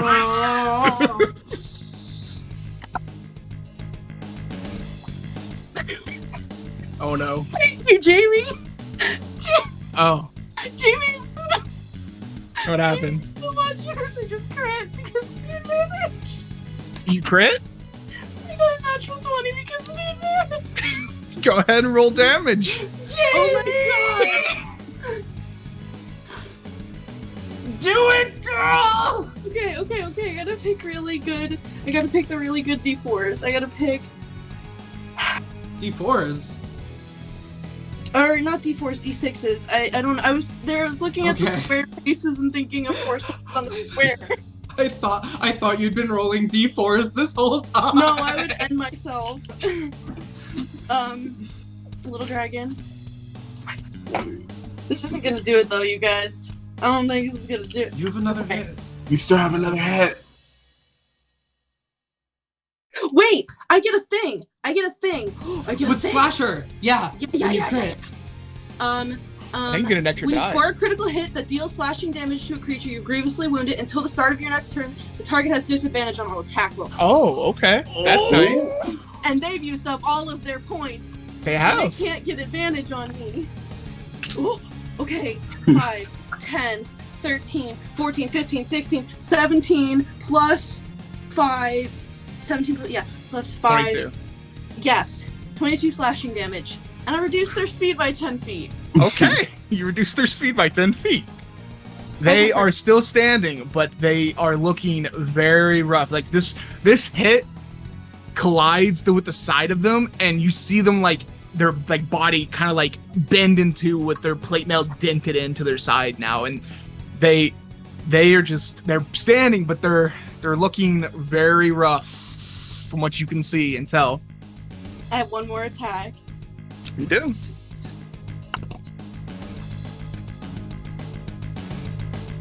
19. That just hits. Okay, Gen Con die, please. Bless me with the power of Kristy and also Matthew and everyone from Provo. 8 plus 5 is 8, 9, 10, 11, 12, 13 slashing damage. So, with these flurry of hits from your greatsword, Do I do it? you make Do I do one it? impact on the side. Like I said, their plate mail armor on their side. Wait, did I do it? is- Because if I did, I want to know how. I want to tell you how I do it. Okay. You dent them on their side, and you see their plate mail is like crushing their ribs at this point. And you come around with the other strike, and you hit them like in the shoulder, and actually cut through some of their armor and leave this large gash through the shoulder, going over towards their chest area. They fall to one knee for a second. You can hear them breathing heavy. But they stand back up Then at the end of my turn, because I they will have say- 1 HP left. at the end of my turn, holy crap, I have 4. Oh my god! At the end of my turn, I will say. So, what was that about surrendering? Because if you want to, feel free. You know, I quite like you, Basilisk, I have to admit. And Very- surrender so we can fight another day. Very entertaining fighter. However, I don't think I am going to surrender until you actually knock me to the ground. So, Let me do it. prepare Yo, if they yourself. hit me one Let me time, do you it. guys Let me just do forward. it. Please, let me help you, please. It can't. It's not gonna. I have my turn. You get a +2 AC. It would take you to 23. Yeah, but they have disadvantage right now, and I don't Okay. want to cheat. You have disadvantage. Okay. I know. But Okay. if I lose, I lose, and it was a good fight. If you lose, you could die. And I'll give Reksha the money back for the diamond, but I have my thing from the slasher that makes them disadvantage, and I'm gonna bank on that because I got 3 more hit points than they do. Okay. I'm So- sorry for doubting you. Okay, I'm sorry. I don't want my friend to die. Start of the round. They stand back up from their one knee. They kind of compose themselves and go back into their stance. I'm gonna throw up. Disadvantage. They do have disadvantage. I need to check something really quickly. You can tell I don't play fighters very often. They are going to use a bonus action to second wind. They rolled a 1 on the second wind, Okay. so it's not very much, but they are also currently at 4 HP. 4 So- HP gang. Yep. So, they have disadvantage on their attacks, and they're going to make 2 attacks against you. First one. A 15 and an 8. So 16 misses. It's a +8. Second strike. Another 8. So they miss. You see these 2 quick jabs of their rapier coming straight for you. You're able to parry both of them, even though at this point, it's getting hard to even hold up your greatsword. And you can see that their movements have slowed a little bit as both their strikes just don't have the speed as they once did at the beginning of this fight. But that is the end of their turn. It is your turn. Watch me miss both of these. No! Don't even say that! Kill him now! Win! Go ahead and make your attack. You both are Okay. sitting at 4 HP, so... I'm literally 11 to hit. That unfortunately misses. Seems like they still have a little bit of speed in their movement as you swing, and they just kind of like backstep for a second, and the blade goes wide. Even as they land, they grasp their side that you dented their armor in, but your second attack. Oh yeah, that's a 22 to hit, That hits. and I even with what's your bonus to a damage? Because I'm pretty sure that with I have a +5, but I rolled 9, so that means I do 14 slashing damage. how would you like to do this? Okay, so what I do is like have like my hands on my sword, and I go in for like a strike, and I miss them. They dodge out of the way, but then I want to I flip around behind and like do a really quick spin, and I grab the beak on their like helmet and say, "You think I'm not good with my greatsword, huh? Why don't you taste me and tell me what's wrong? Or taste it and tell me what's wrong?" And I just lift the thing up so their neck is exposed, and I just go like up into their head and just shove it up there. And with that, the woodpecker falls to the ground, Oh my god. unmoving. Everybody sitting close enough can see the blood running into the sand, soaking it beneath the woodpecker's body. As Tremayne stands there, Motrak reappears in the center of the room, or of the arena. And with that, we have our winner! The Basilisk, who doesn't even give a chance for the person to surrender. But that is what we like in our fighters here. Hopefully everybody enjoyed the combat this evening. And if you won, make sure to collect your winnings. Until next time, we'll see you there.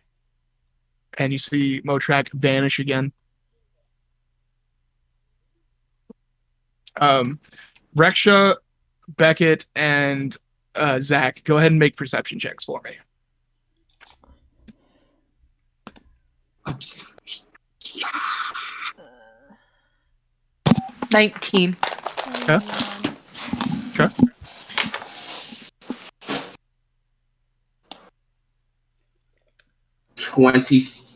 Not 6, 24.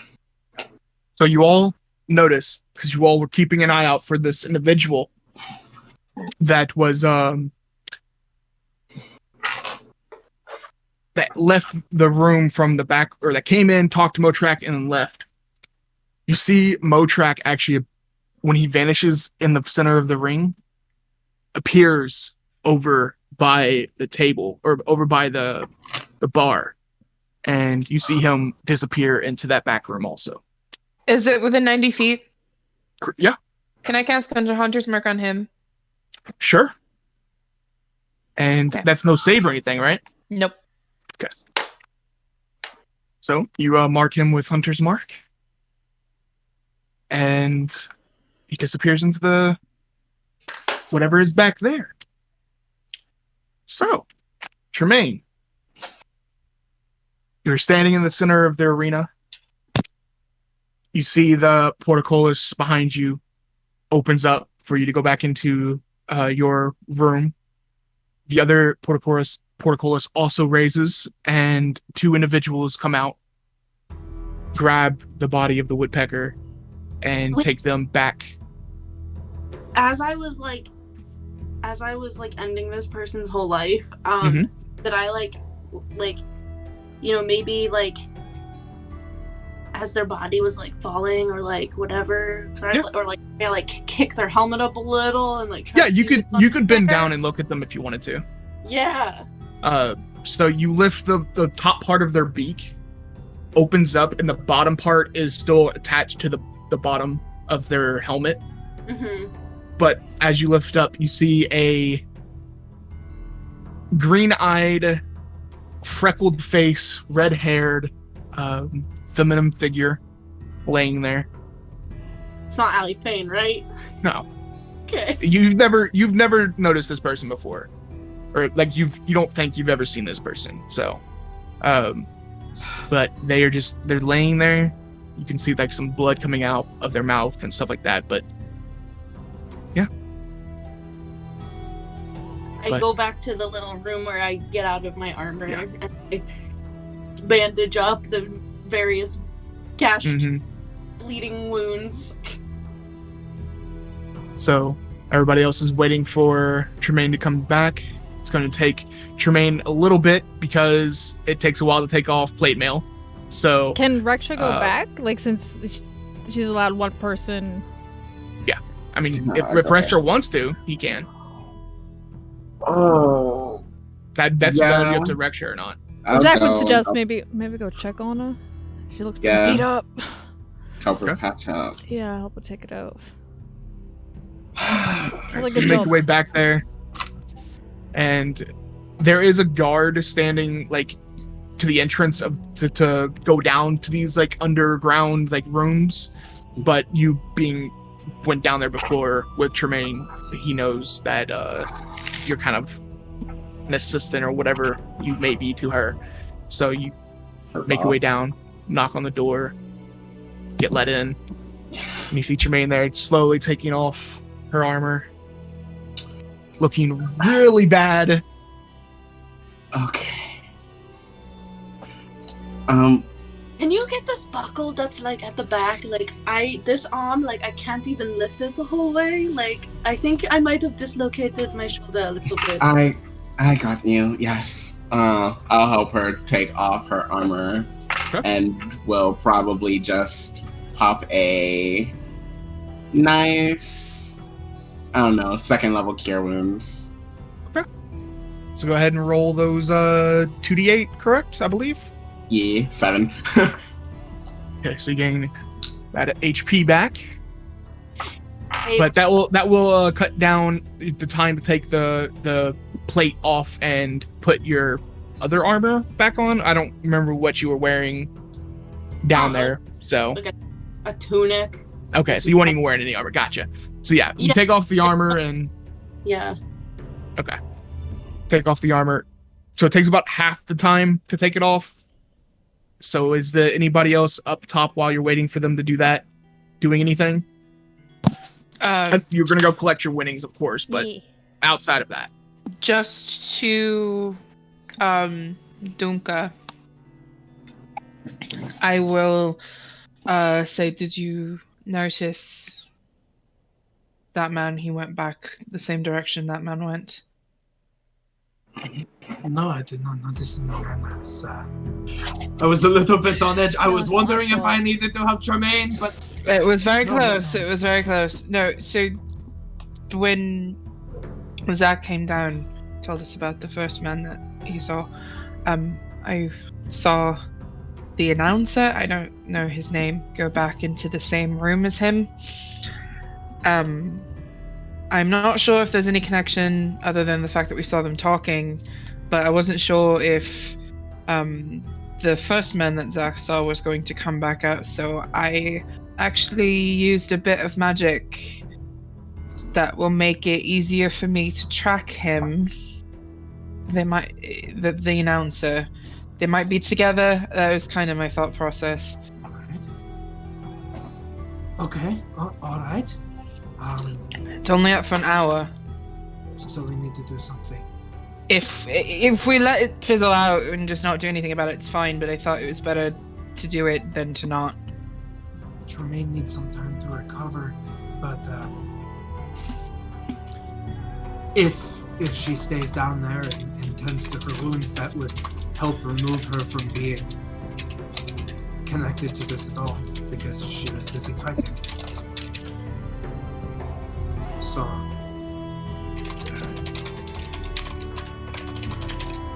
I want to know what these people are doing.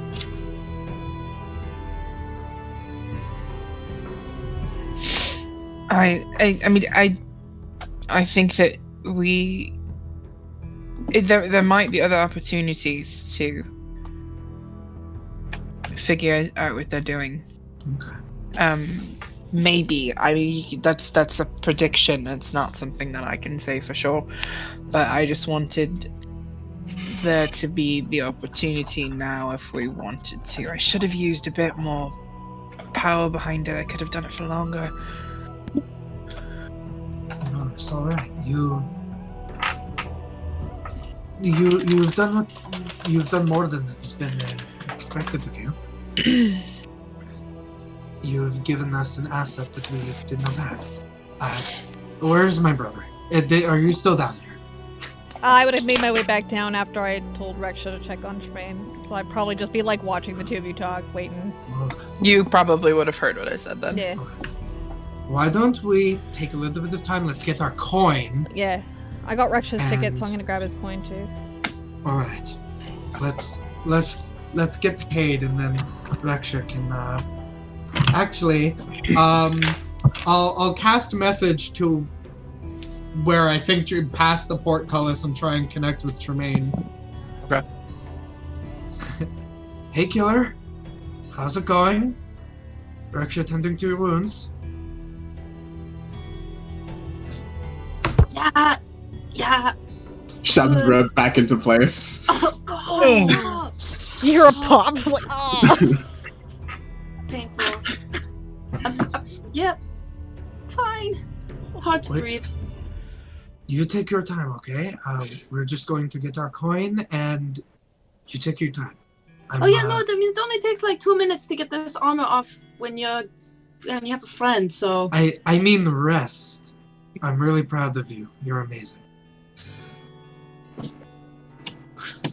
Let's go get some money. So you make your way over to where you placed your bets. Show them your tickets. They go behind their little counter they have, and they start counting out gold, respectively, for each one of you. Dumka, you made 230 gold, because it seems like Tremayne was the underdog in this fight. Oh, okay. So, is that profit? So, like, is that profit? That's total. Like, that's Total, okay. That's So that's So with the taking- 92, Okay, so take 92 out officially, and then and give then add 230. 230. Yeah, and that Thank you. this number that I'm adding for everybody is going to be that exact what Dumka just said. So, Zach, you made 220 gold. Reksha, 250. And Beckett made 197 gold and 5 silver.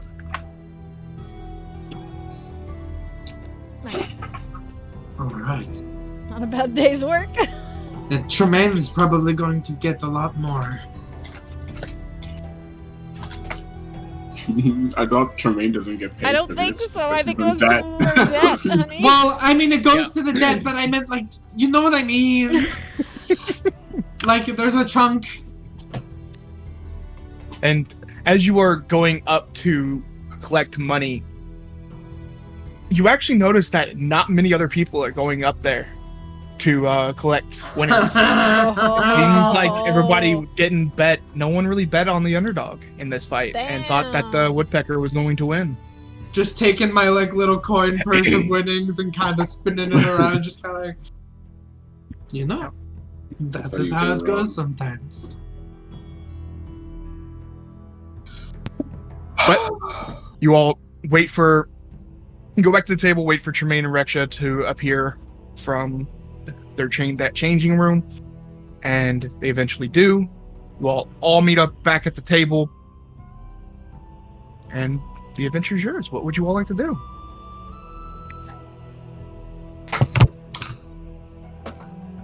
If you find anything out, are we going? What are we doing? Where are we going? I'll reiterate to everyone that I cast Hunter's Mark on that guy I'll tell Tremayne where I saw the guy go, talk to him, go track things, go back behind the bar, and then Beckett Hunter's marked. Should we go listen? Well, I was going to, do you know if there is another entrance or exit from the building back there? You're not sure. You've never been back there, so. No, I've never been back there. I don't know. You do know that it's kind of like a wine cellar, though. You know? Okay, listen, Derek, stop me if this is like a reach, but this just like hit my mind. Sure. But they were in the sewer, and we are underground right now. Correct. And if there's like another like space that is potentially going into like a wine cellar underground, it makes sense that there could be a connection to the sewer, right? Yeah. Possibly. Sure. I don't see why not. I say that to the group. I say like, don't know. Yeah, it's very possible. How far down are we right now? You're probably about 40, 50 feet underground. Yeah, we could easily even be below. Because there's still, like, this room goes up about 30 feet. Right, it's got a... Yeah. So how about if we can't get... Sorry, you go. I was just gonna say, if we can get back there, I could track him. Okay. Because I was going... If we can't get back there, maybe we could go back up on the surface, find a way into the sewer, and see if there is a connection. Well, I know which way they went in initially. And just based, like... you're good at tracking, so if we knew where the sewer entrance was, based off the entrance to that room there, maybe try and make our way with a map.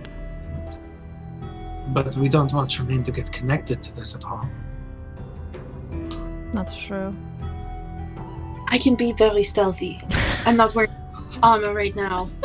No, I'm not wearing. I know. I'm laughing because, like, you say that with like a bloodied lip and like crossed on your shoulders. You're not wearing armor, and you're also cut to bits. Stabbed. Yeah. Would you like some more healing? You know, if we're going to go after these people, then yes. If we're not, I'm good. I cough and like a little bit of blood comes out. I will hand Tremayne a potion of greater healing. Okay. Oh, I should probably go buy more of this. I have cure wounds too if you need more. Is that 44 plus 4? That is correct. I believe so, yes.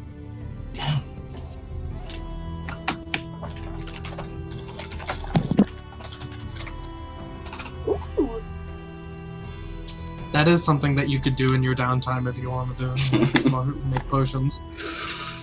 You can also get Fan to do it too. Oh, that's right. She can do that. She's so good. She's gonna kill us all one day. If she's so good, why hasn't she made us potions already? She has. Right. She gave you some potions right when you hired her. Yeah, But- actually. I think that was one of them that I just gave you. Wait, so that was Fane's potion? I think so. I have one greater and one regular. She didn't make greater. Okay, well hers then was more like out of combat, like not instant stuff. It was more like a short rest kind of thing. Where did I get that greater? Was that from a loot? I think you all bought it. Or Or no, we yeah, you got it. I looted think with the druid fight, Yes. didn't you? Yes. Yeah. It was. I think there was a greater in that Yep. fight. Yep. For loot stuff. So I still have a regular, but you probably need this greater right now. So. How do you look? On a scale of 0 to 58, I'm at a 24. That's better. It's something. Okay. Pop a level 2 cure wounds too. Okay. Damn. Thanks for letting me hang on to my spell slot so I can kill people later. I appreciate it. Ooh, 11. 11. Nice. There you go. Nice. All right. Let's if we're healing up Tremayne, we might as well see if we can what we can hear. That's the plan. Oh. Because people are still in the room because it typically has like an hour to or half an hour to an hour before the fight starts to get everybody situated and then the Claret Anvil normally stays open like an hour after the fight too. Unless there's a second fight, then it stays open longer. But tonight there is only one fight. Well, Are the people who are working wearing a certain kind of clothing? They do have a uniform type that has like, it's your typical like super dressy, like in a black vest with a white undershirt, black slacks, that kind of stuff. It's like one of the like really like fine dining like restaurant like waiter type things. So I was going to say I don't know if those uniforms are provided by the venue or if they're something that they buy on their own, but maybe there is a uniform laying around that I could put on. I could get back there and see if I can track where he went. I can make myself look like anyone I need to, including one who would be wearing that sort of... The reason I was saying me versus you is you're not going to have the same magically enhanced tracking as I would. I have a disguise kit. I could help you out. Well, I know if there's like a storage room where that sort of thing might be kept, like the outfits. unfortunately, you would not, since you're typically just a fighter. For the arena, you wouldn't know that information. Can I kind of start to either look around or meander a bit? I'll like make small talk with people if I need to kind of blend in, being like, never really expected her to win, but I'd bet on her on a long shot, but just kind of like trying to see if I can find something of that nature. Yeah, you can do that. Go ahead and make me a investigation check then. I am prepared to make a distraction to help these guys do whatever they gotta do. Well, if you're helping, then you can have advantage on your investigation check if you would like. Okay.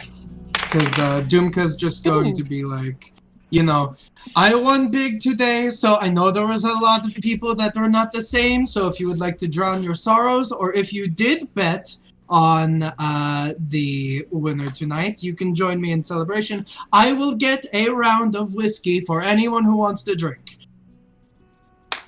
Almost everybody in the bar like comes over to you and gets a free drink from you. There's a few people don't, but majority of people do. I've got the coin for it. With advantage, that's an 18. Okay, I will say that runs you about 5 gold for everybody in this bar. So hell, I'll get them 2 rounds. I'll spend 10 gold. Okay, so 10. Everybody gets 2 shots. There's about so to be more 18. Please. So you go around and you start talking with some people, and it doesn't seem like, unless are you going to be like checking in rooms and stuff like that? Because if you're just talking to people, none of the patrons. I was just using the talking to people as kind of like a guise for walking around and like looking around.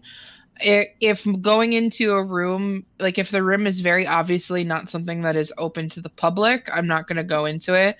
I will say there are doors that seem like they might lead to something. I mean, you can let me know and I'll see if I can. Yeah. You definitely see a few of the wait staff go in and out of a small room off to the side that they go in for a little bit and then they come out. Like they might go in with like a dirty shirt or like a dirty like towel that they have, and they come out with like clean ones. So you can assume that room is either like a laundry room or like a locker room, like that kind of. It might be something like that. So all right, I will go back to everyone. Okay. So I have an idea.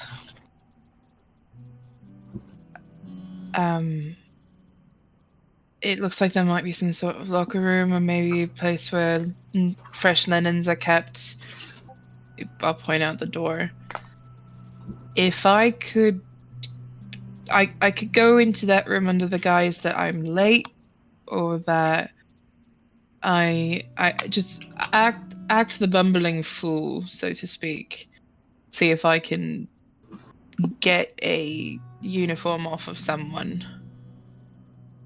And then I could go into that back room I don't think I'm going to be able to, because he like looks down at himself. He's just wearing a linen shirt and pants. I don't think I'm going to be able to go into that back room without some sort of somebody just stopping me. So that's my best idea right now if we want to get this done now. Yeah, I mean, I don't have the same kind of things that like I can make people like really happy on the whim, but I can make you a little more stealthy, or I can just try to talk to people and help you out. Okay. What's everybody think? Mostly I want to know what you think, Tremayne. I don't want to do too much to ruffle any feathers for you. Well, I won. True. Probably won a lot of money. Good on you, by the way. Thanks. I'm feeling like I am just vibing. Let's just do it. Let's just go. Let's do it. Okay, so what am I looking for when I go back there? Do you want me to just see if there's an exit that might lead to the sewers? What do you want me to find? I look to Zach. Yeah, that's probably the best course. I mean, if they're in there and you can get in without them hearing you and you can listen, eavesdrop, I don't think... I think Tremayne's got the right idea. It's probably some sort of passageway that would lead back. I think that's very plausible. Yeah. Do you need thieves' tools? I'm not proficient with them, but I can try. Well, I feel like you're a little bit more conspicuous than I am, so I will hand over my thieves' tools. Try not to I'll break take them. You just stick them in and wiggle it around. That's all that Zach does with them. It's just, that's all I do. Yeah, got it. Mm-hmm. That's all I do too. Just in case, if it is a locker room, you need to, like, I don't know. Just in case. I hope you don't need to use it, but... Sorry, I'm looking at my... Because I'm... got, like, my weapons on me. With my disguise kit, Derek, can I kind of, like, ruffle Beckett up a bit, make him look like he's got some stains on his shirt, like, from a drink that was spilled, and kind of, like, play the part that he came in late, needs to, like, change right away? Can I make a disguise kit and try and, like, finesse him a little bit? Grab some wine, spill it on, like, the edge of his We'd need to find collar? somewhere to do that where it's not...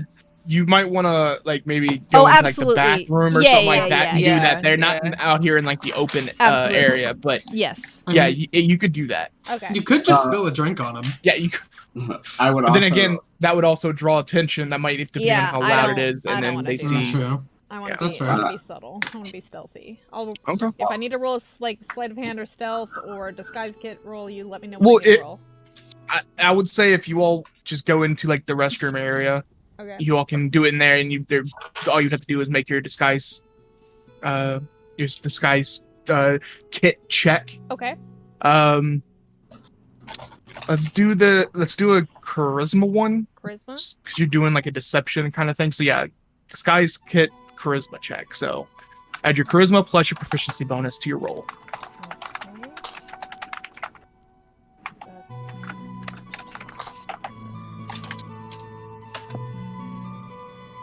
Okay, not bad. That is a 16. Okay. Yeah, I mean, it looks like you did a good job of making it look like you know, Beckett has a stained shirt of some wine. Not very difficult for you to do. You say you want to ruffle up his hair too, or... Yeah, just He's got it pulled back into, like, a bun right now. kind of like give a little must. Yeah, like a mess little him up bit with. like he's been running, like rushing to get here, like, you know, that windswept look, like very like anime schoolgirl run with the toast in the mouth when you're like, oh no, and like pop a collar that's like one collar's down, one collar's up, like he just was like fumbling to get here is kind of what I'm looking for. So it's like very subtle things. Totally, yeah. Is this the kind of place where we would have like left our weapons at home, or are Yeah, there you people- would not have your weapons here. Okay, I do have a small knife, which I like keep in my boot. Is that okay, Okay, that I have that? sure. Okay, just making Yeah, sure. it's fine. Okay. As long as it's not like super, like they don't pat you No. down or anything, but they will like, they, you know, if you're invited, they know that you come with the intention of not having weapons, not having like your armor, that kind of stuff. Okay. So Yeah, I've got like a knife in my boot. okay, yeah, that's fine. Okay, cool. So you make your way out of the restroom, and you're going over to this door. I'm. Wait. Go ahead. Before you go, because if you're going to be sneaking around, I also have enhanced ability prepared. I could just give you straight up like advantage on dex for like if you're sneaking. Okay. If you Yeah, sure. So if you want that, Reksha will come up to you and just like real quickly, just it looks like he's blowing a smoke ring basically. And it goes at you and like you breathe it in. It smells nice, but you feel like you're a little lighter on your feet. You're doing the Cat's Grace one? Yeah. Okay. Smell like All right. patchouli. Nice. So I'm going to break away from them. Okay. Before I break away from them, just making sure. So basically, you just want him to use the Hunter's Mark to track the guy to see if maybe we could see where he went, or to find maybe possibly a Exit Back point. seat secret entrance. exit. Secret exit. sort of. Yeah. Okay. I just wanted to make sure before I break off and start to do it. And if people are in there, like anyone important that we're trying to track, try and listen, but I don't think they're in there. Okay. So I'm gonna move. Quick question: does Hunter's Mark tell you the exact like location? So can you tell if they No. go farther away or and stuff like that, or All is it just does is it gives me advantage direction? on survival checks and Oh. stuff to find them. Okay, gotcha. So any Sure. checks I make, any survival checks I make to track him are at advantage. Gotcha. All Um. right. So Okay. are you going into the like locker room area first Yeah. to try? So Okay. I'm gonna break away from the group and I'm going to like start to push my way through the crowd. Like I'm super late. I don't want to get in trouble with my boss. I'm disheveled. I'm practically running, but doing that like super like side swipe thing you do when you're Yeah. trying to move through crowds towards that room. Okay. That I saw that was like the locker room or the laundry room or whatever. Yeah, and you can you make your way over to that door, reach down to a doorknob, open it up. It's not locked. You walk Okay. in. I'll go in. I'll make sure I'm like breathing, like I've been running, like I've been rushing, like I'm flustered. Is there anybody in here? At first glance, you look in, and this is a what you would assume an employee like lounge locker room area. There's a whole bunch of different like Okay. lockers across the wall. There's a big opening with like a small table in the center, and there's a sink off to the back with a mirror. That way, if you need a mirror to get ready, you have one of those. But currently, this area is empty. But there is a whole bunch of lockers across the walls. So Okay. I'm going to make my way towards that sink just in case somebody comes in. But I'm gonna like pull on each of the lockers as I go by to see if any of them are unlocked. you start pulling on each one of them as you go by. You start to think that none of these lockers are going to be unlocked, considering that the place or the establishment that is owned, that they typically keep everything locked, especially in an employee lounge. But right before you get to the sink, you do open up a locker, and it actually does open up. Is there anything in it? You look inside, and it looks like it is a uniform. It does look like it's been used, so it's not like clean, but is it like super dirty, like noticeably No, dirty? like it looks like someone used it on a shift. So as you take it out, like you can see that the pants are a little wrinkled, the shirt's a little wrinkled, but other than that, it doesn't seem like you could possibly use it to, try and act like you're an employee here with it. Okay. It definitely doesn't look as clean as like the other people that are currently working, but passable. Oh, what do I do with my clothes? Are these like tight enough that I wouldn't be able to put them on top of my clothes? Yes. To like, okay. Yeah, you would have to completely change out of your clothes. Oh no, Beckett has to get naked. Oh no, Beckett has to get naked? Was there What? anything... So can I reasonably assume that this locker is owned by somebody who maybe isn't here today? Like the fact that there's a uniform in it, like kind of seems like maybe they left it for the day. I mean, you could assume that, but you Yeah. could also assume that they just had another one, so you're not really sure. I don't really know what kind of check that would be for you to see. Yeah, I know. Is there a place for me to like stow away my clothes that's not a locker? Is there like a shelf I can tuck them behind books? Is there? Well, I mean, there's no like, there is like shelves and stuff here that you could place stuff on, but it's not like they're not going to be concealed. Okay, that's so like that's fine. They're just going to be sitting there. That's okay. I'll get changed into the uniform. Okay. And I will put my clothes, just stow them somewhere else, like on a shelf or something. Okay. If there's any like noticeable like stains in the shirt, I'll like try to wipe it down or like use water to maybe smooth any wrinkles that might be there, and I'll fix my hair a little bit in the mirror. But then I will exit the room.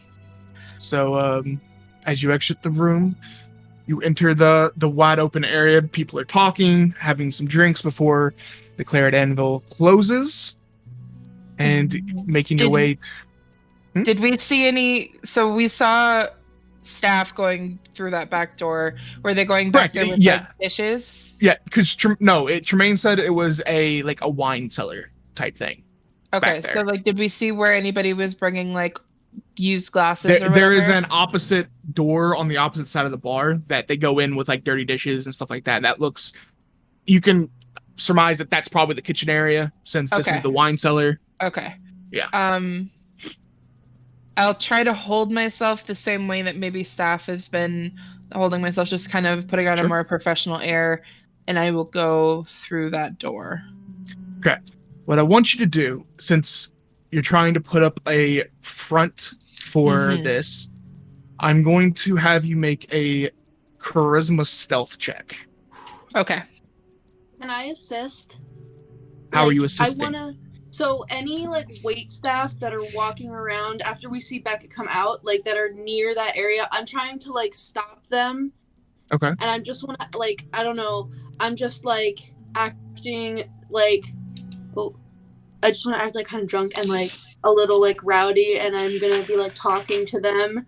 Okay. And like being like, I asked for my drink like 20 minutes ago, and like there's this guy at the bar, and I'm gonna point to Dumka, and he's buying everyone's stuff, but no one gave me anything. Like, why do you hate me? I don't know. I'm just gonna like try to like distract them and try to help keep them looking at me and not going near where Beckett is going for like just so he can try to slip it. Sure. Like, and I'll just try to like be aggressive and get people to look at me and not him. Yeah, you do so. There is someone at the bar. There is a bartender that stays at the bar the whole time, just so you're aware. But you get all the other waiters that are walking around, going back from that back area. That you get most of them to stop and like talk to you for a second, and that will give Beckett an advantage on this stealth charisma check. So okay, because they need it. And I was gonna say, can I just watch him to see if he gets in trouble and needs some because you're at the bar paying for people's drinks and stuff like that still, as people are still coming. Like, you had like a large line basically. Like, almost everybody in this bar was like lined up behind you getting drinks, so you're still going through that. So but yeah, you can definitely be around just in case. So the bartender is currently occupied with also getting drinks for this long line of people. So well, I rolled a 17, but I have a -2 to charisma, so 15. Do you have proficiency in stealth though? I do not. Oh, Okay, I thought you. Okay, yeah. So, what was it? 15 total? You said. Yep. Okay. Let me just have a roll really quick for. That's pretty good. That's pretty good. Yeah, It I'm is gonna pretty give. good. I will give the bartender disadvantage too because Dumka is currently ordering drinks nonstop with. I am ordering so- drinks nonstop. He would ordinarily not be the this is not his role in a party. He would not ordinarily be doing this. The only reason he's doing this is because of the hunter's mark. Yeah, if you like want someone else to go, I'm sure No, I can it's get back fine. there It's with you. totally fine. Well, like a partner, I guess is what I mean. Backup. Do it to him. So, Beckett, the deceptive king. as you're walking by the bartender, you see the bartender is just basically like trying to like rush through all these drinks. This individual is definitely like overworked by himself at this point with all these people, all these orders coming in all at once. Buddy. So he's I'll- very he's I'll working tip- his butt off. I'll tip him personally like Okay. 3 gold. Oh, okay. And he'll thank you greatly for that. Yeah, there you go, buddy. But I mean, he's doing his job. He sees another person like walk by in the uniform. You see him glance up for like a second, but it seems like he notices the uniform first, and this kind of gives you like whoever that was a nod. Didn't even really look at your face, I'll nod and him just back. goes back, and you just make your way back to the back room, and Okay. doesn't seem like anybody else has noticed as of yet. So. Then I will go through that door.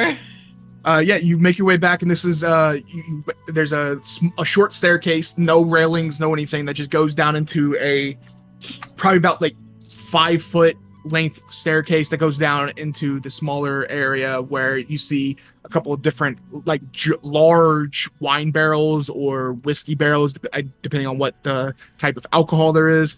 There's a couple shelves with a whole bunch of different bottles of all different kinds of liquor here. Okay. There's a few crates, some barrels in here. I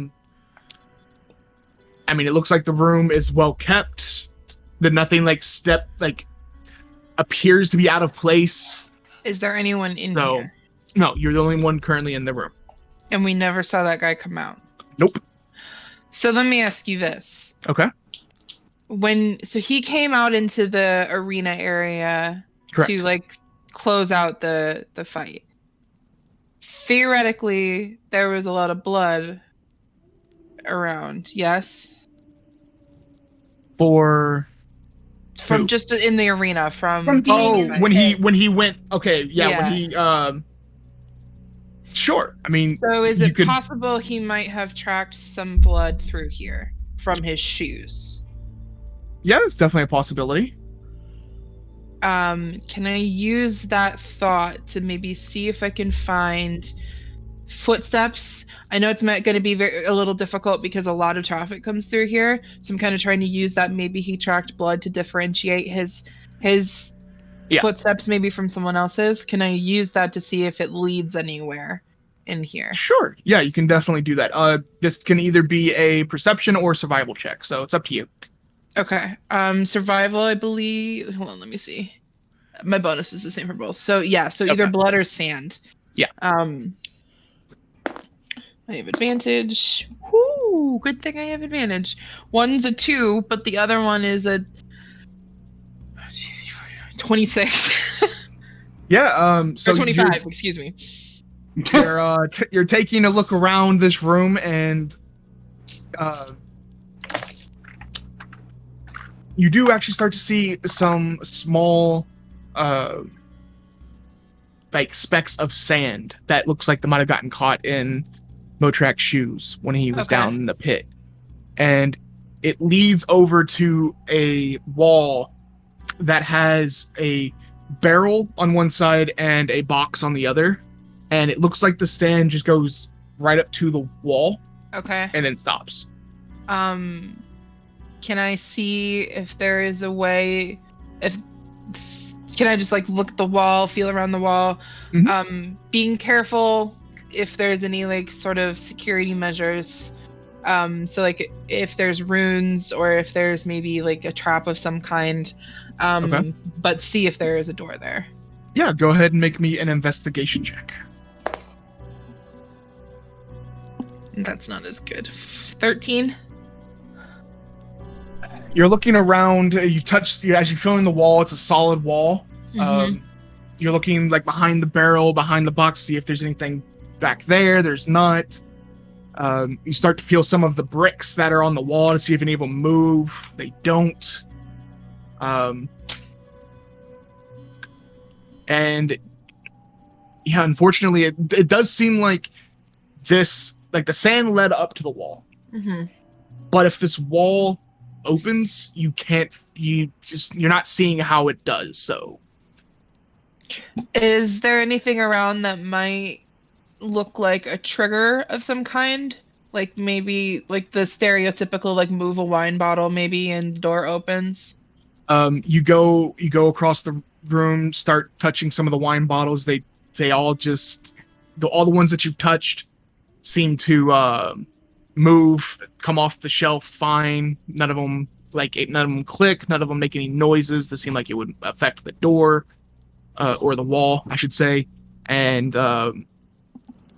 unfortunately, it just doesn't seem like anything's doing anything. And as you're checking the wine bottles and the liquor and stuff that's on these shelves, you hear from outside by the bar, I will be right back. I just have to get another bottle of whiskey. Just give me 1 second. And this is the voice of the bartender as they turn and they start to make their way to the wine cellar that you're in. Okay. As they do, they look at you and... I'll busy myself looking like I'm looking through the wine bottles. Mm-hmm.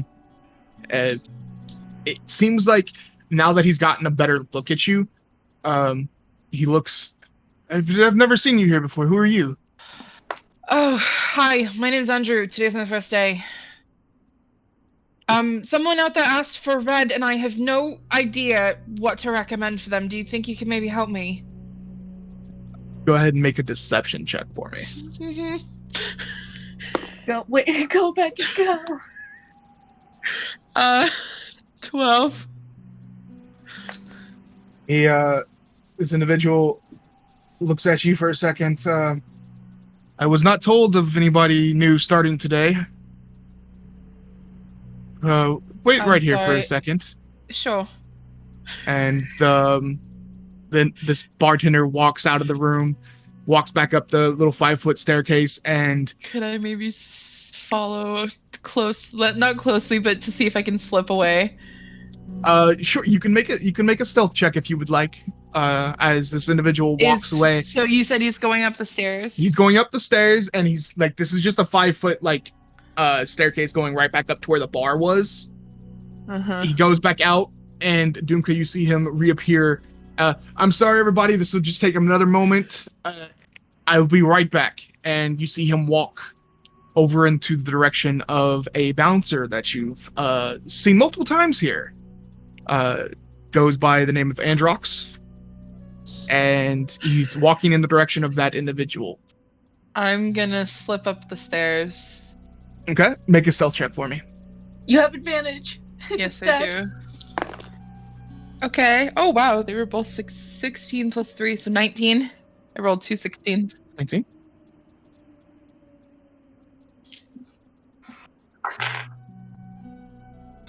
I want to... Where were you at? Would you have come over to the counter where your brother was at this point, or would you stay over at the table?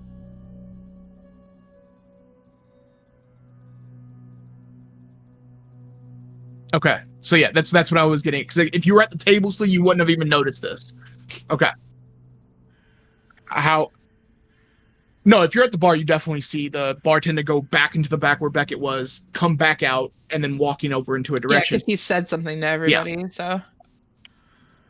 How are you making a distraction?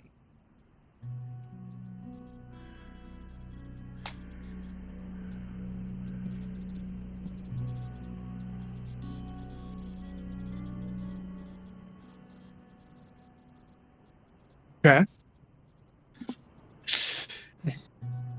Sure. Yeah, everybody, yeah. Okay. Sure, go ahead. Go make. So you want to You want to act like you didn't mean to D&D do this. slope. I'm feeling that D&D slope. You want to make sure that you're acting like you didn't mean to do this, right? That's what you want to do. All right, so go ahead and make a charisma sleight of hand check then. Ooh, good skill calls tonight, Derek.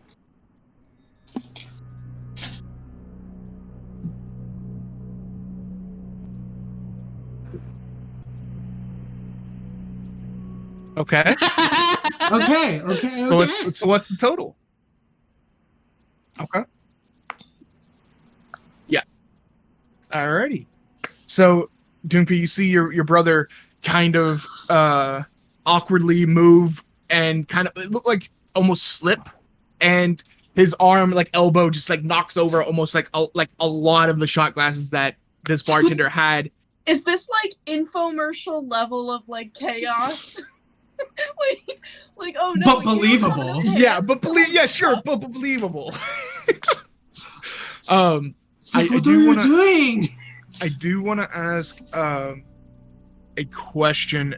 Where is Tremayne and Reksha?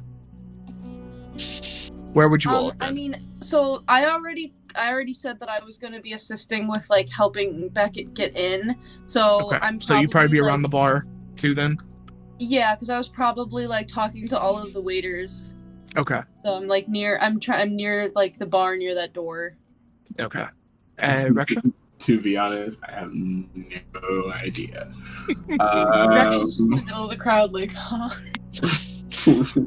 He's probably over at the table watching over everything, making sure that he's keeping concentration on the spell that he has on deck, so he doesn't run out at a bad moment. Yeah, that's really all he can do right now.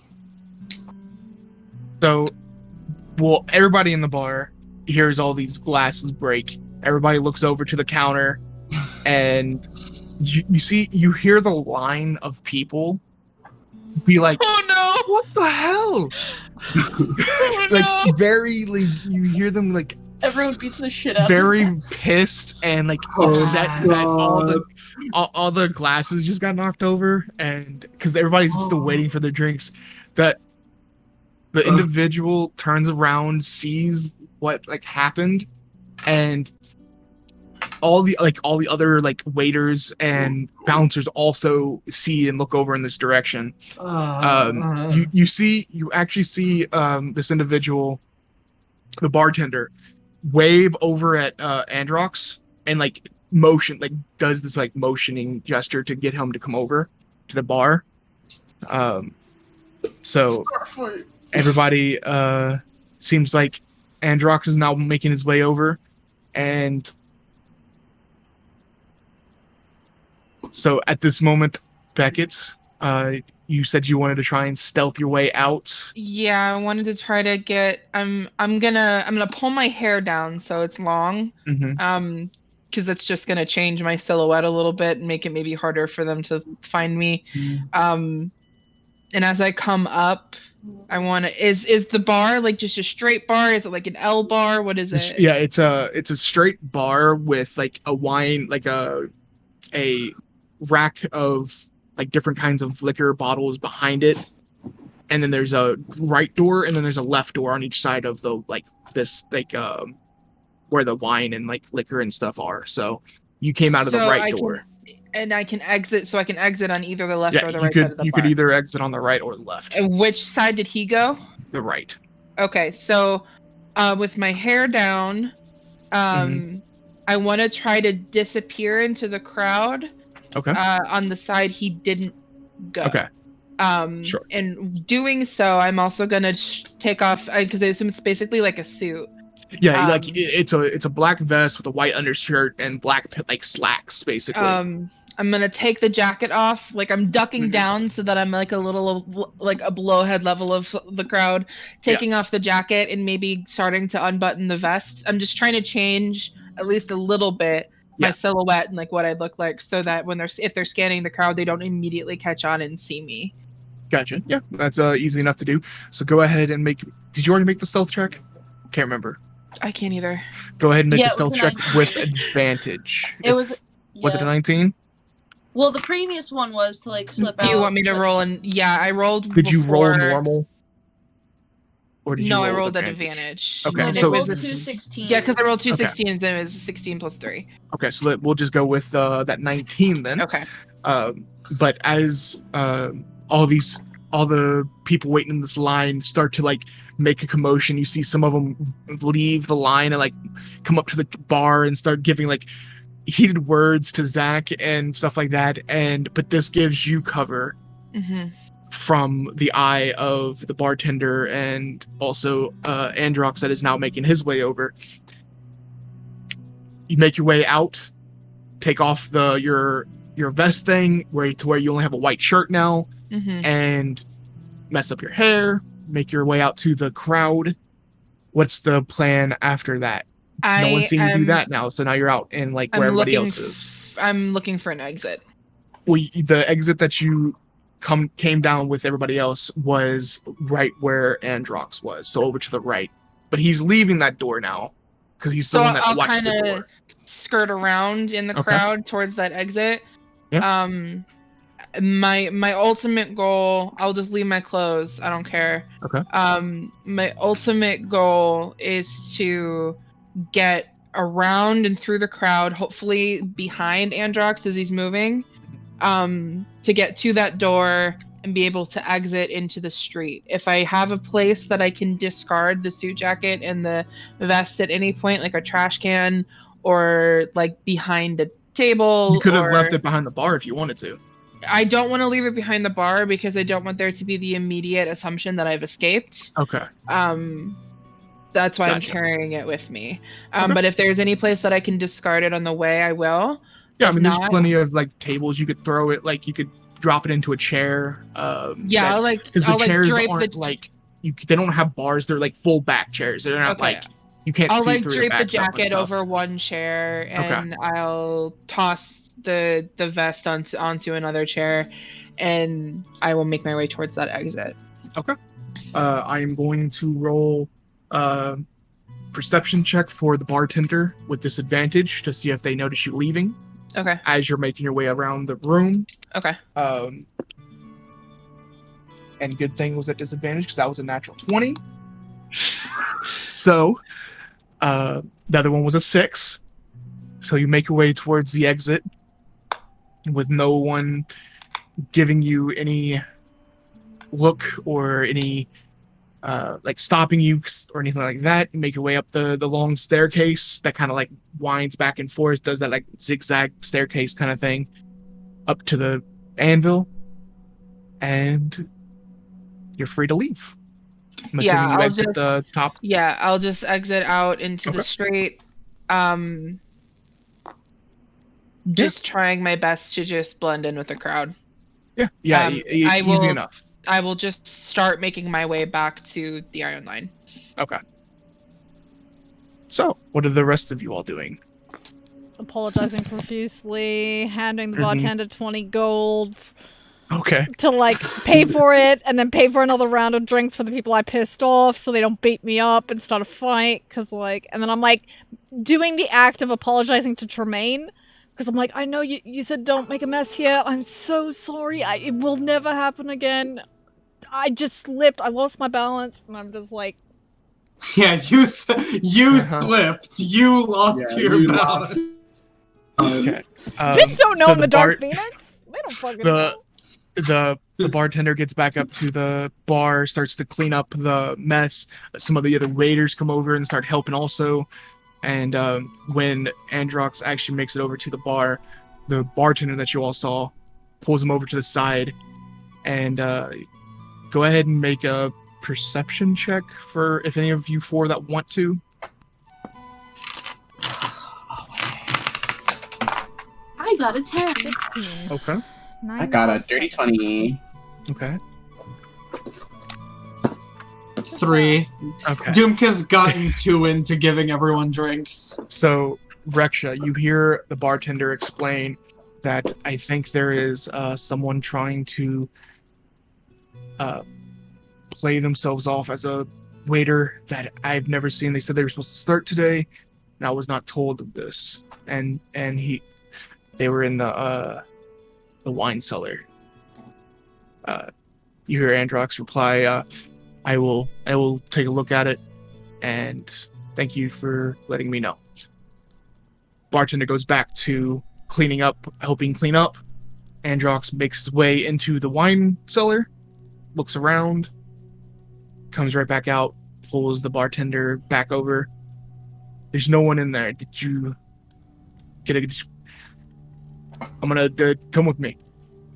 And Androx takes the bartender back to the office areas. And that is the last time you see where them two are. I think we should probably leave. I'm gonna get up and I'm gonna walk over to Dumka and Tremayne and Zach at the bar, and I'm just gonna be like, tonight has been really fun, really exciting, but I think it's about time we took our leave. We should have a little celebratory after party meal. That sounds good to me. Tremayne also was like there with Dumka, like getting too into being like, "Where's my whiskey?" and like I'm getting too hyped. Like, Dumka got an arm around you and is like, "Here, I have whiskey for sip, sip, sip, sip." no, but they gave everyone else 2, and I got 1. Oh my goodness, Reksha comes over and we're like, "Oh, I will buy you 3. Oh my I god. forgot. We're not here to be drinking these shots. We got to go." Oh. Yes, let's go. We've done what we came here to do, which was I'll get you out. You're I'll fired. get you out of here before you face international backlash for your crimes. And I grab Zach. I like give- I give- slide the coin across like I'm sorry Yeah. as I'm being dragged out. I give one more drink away and I'm like, "You're the last one of the night." Kisses on both of that random person's cheeks. Peace. So you get the thinking that they're probably going to be there for a good maybe 10 more minutes waiting for all their drinks. Oops. The money's on them. Yeah, the money was paid. It's paid for. It's just everybody hasn't received them yet. So Another no. but as Zach is walking by, he's getting all these like evil like I I hate paid for you another looks. round, I'm It sorry. doesn't matter. It's gonna take I'm longer. Some of these shielding his people are small, plump pissed. body I know. from violence. But Oh yeah, no, you all have make to your drink way your out. whiskey out of a wine glass. Poor you. Let's get out. Exit. So you all exit the Claret Anvil, and then the Anvil, I'm assuming, also Yeah, yeah. back onto the main road. Yeah. Beckett is not seen, nowhere to be seen there. So I'm assuming he went back to the warehouse. He dipped. Yeah, yeah, I feel like my magic is still active, so he didn't die. How is he past a message spell? Probably. You could try. Yeah, I'll try it. It's a cantrip. Okay. It's Yeah. great. Alright. Which direction are you pointing? In the direction of the warehouse. Okay. Did you go back to the warehouse, Beckett? Yeah. Okay. So That's then where he's heading. you send your message. Hey, you alive? You find something? We're leaving unless you're still in there. Beckett, you receive this message. Looks like you're just right on the line I'll of stop being. walking for a second so I don't walk out of range. Yes, I'm fine. I managed to slip out before anything happened. Don't think I'm going to be able to go back to Tremayne's fight, though. That is unfortunate to hear, but I'm happy you're okay. Where can we meet you? I'm just heading back to the Iron Line. All right, we'll meet you there. Okay. So He's you all, alive. He's back at the warehouse. Oh, great. I think I bruised an elbow. Hit the funny bone. Still tingling. Definitely the worst injury sustained by anyone tonight. Oh yeah, you're right. Yep. No, I think somebody took a bit of your hair and like dipped it in ketchup Damn or it. mustard, a sauce. They must have been mad at you for what you did. They just Yeah, I took a probably little. deserve that. That's fine. Oh, I thought that you were bleeding from the back of the head. That's No, not- no No. one hit me. I Okay. would have smacked It's them. definitely. It like was just the barbecue sauce. marinara sauce. Just the marinara sauce. I didn't know that they had such good mozzarella sticks at the Anvil. They do, yeah. Yeah, it tastes pretty good. Pulls one out of the pocket. But yeah, everybody makes their way back to the Iron Lion headquarters, where you're greeted with Beckett That was already an there. intense fight, Tremayne. Well done. Yeah, and he's got like his sleeves rolled up. He looks really disheveled. He's wearing like a white button-up shirt. Pants are maybe just a little bit too short, so he's got like high waters on. Oh, All ankles. Alrighty then. Well, well, Nobody saw him leave that room, yes? we didn't. There was Yeah. no one else down there, it was just me. Hmm. That's what I thought. So there's definitely something down there. I'm not really well versed in secret doors and secret passageways. I tried to maybe look on the wall. There was a little bit that I thought might have been his tracks that led straight to just a wall. There was nothing else there. It was just a wall, and there was like a crate, like a barrel on it. Hmm. But nothing else. But there was like his tracks led up to the wall. I'm pretty sure they were his tracks because I was kind of using, maybe he tracked some sand back there from the arena, Smart. and the sand led right up to the wall. So there might be some sort of passage there. There has to be a passage in there somewhere because no one else was in that room. It was Well- just me. So And at least 2 of them went in there and didn't come Yeah. out. I think So- it's I- still a Go bit ahead. of a gamble. Yeah, it's still a bit of a gamble, but I believe it's safe to assume that it might lead down into the sewers. where else? I mean, I don't know where else it would lead. That unless far there's down? another Yeah, I room. Yeah. Alright. So maybe we could come at it from the other direction. The other direction and like make our way the other way.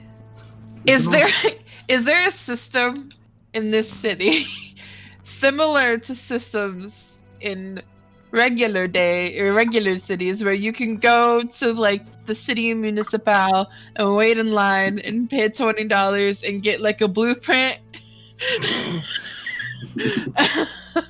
That is a very good question. I mean, it 'Cause is. Because it is if like an industry city, like it would make Yeah. sense that like maybe 'Cause they if- have like tunnels or something. if Beckett could get a hold of that map, he could probably figure out if there's an entrance there somewhere.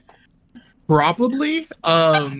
That I don't know if it's probably not something that they hand out That regularly. Like you might have to have like a connection to get access to it. But and you know what? That is if this is to catch some people that robbed the marquee, I could get access to those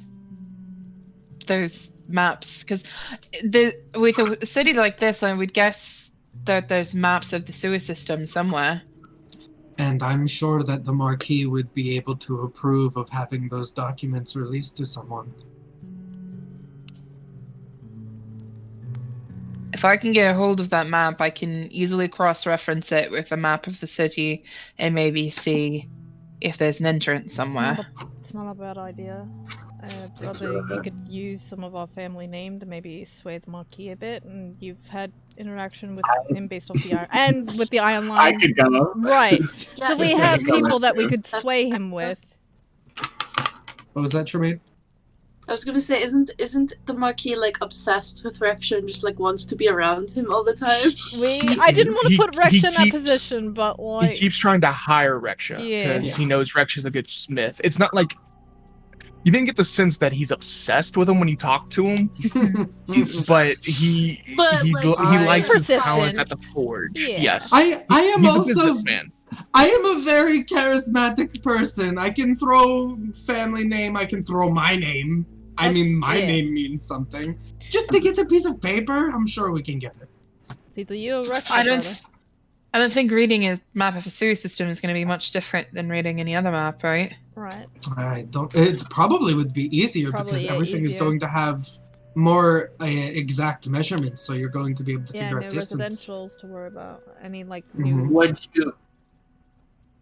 Would you be able to figure out if there was anything down there in the sewers that didn't match up with the map? I'm not really. really sure. If I have a map, a detailed map of the city, and I cross-reference it, I'd be able to see like it doesn't really make sense for a sewer line to be running through here. I could maybe do that. Another thing that I was thinking of maybe is if we can get a hold of maps of the sewer system, both current and outdated, like perhaps previous maps of the sewer system. Right, like prior to 'Cause I could- rezoning and something like that. Right, because then I could cross-reference that as well, and perhaps there's a pipeline that's not currently being used anymore that might be being used for something else. Yeah, that's Let's a smart so way of looking at it. Yeah. tomorrow. Why don't you and I go talk to? I'll see if we can get a meeting with the Marquis about this job, and see if we can get you those maps, and you can do some cross-referencing work. That gives everything a little bit of time to cool down around the anvil as well. Perfect. Okay, And with we have a plan. that, I'm assuming everybody's going to go to sleep, Mhm. get a good night's rest. I think that is a good place for us to end for the night. So Mhm. hopefully everybody enjoyed watching. And don't forget to check out our Discord and all of our other shows on the channel, plus our YouTube.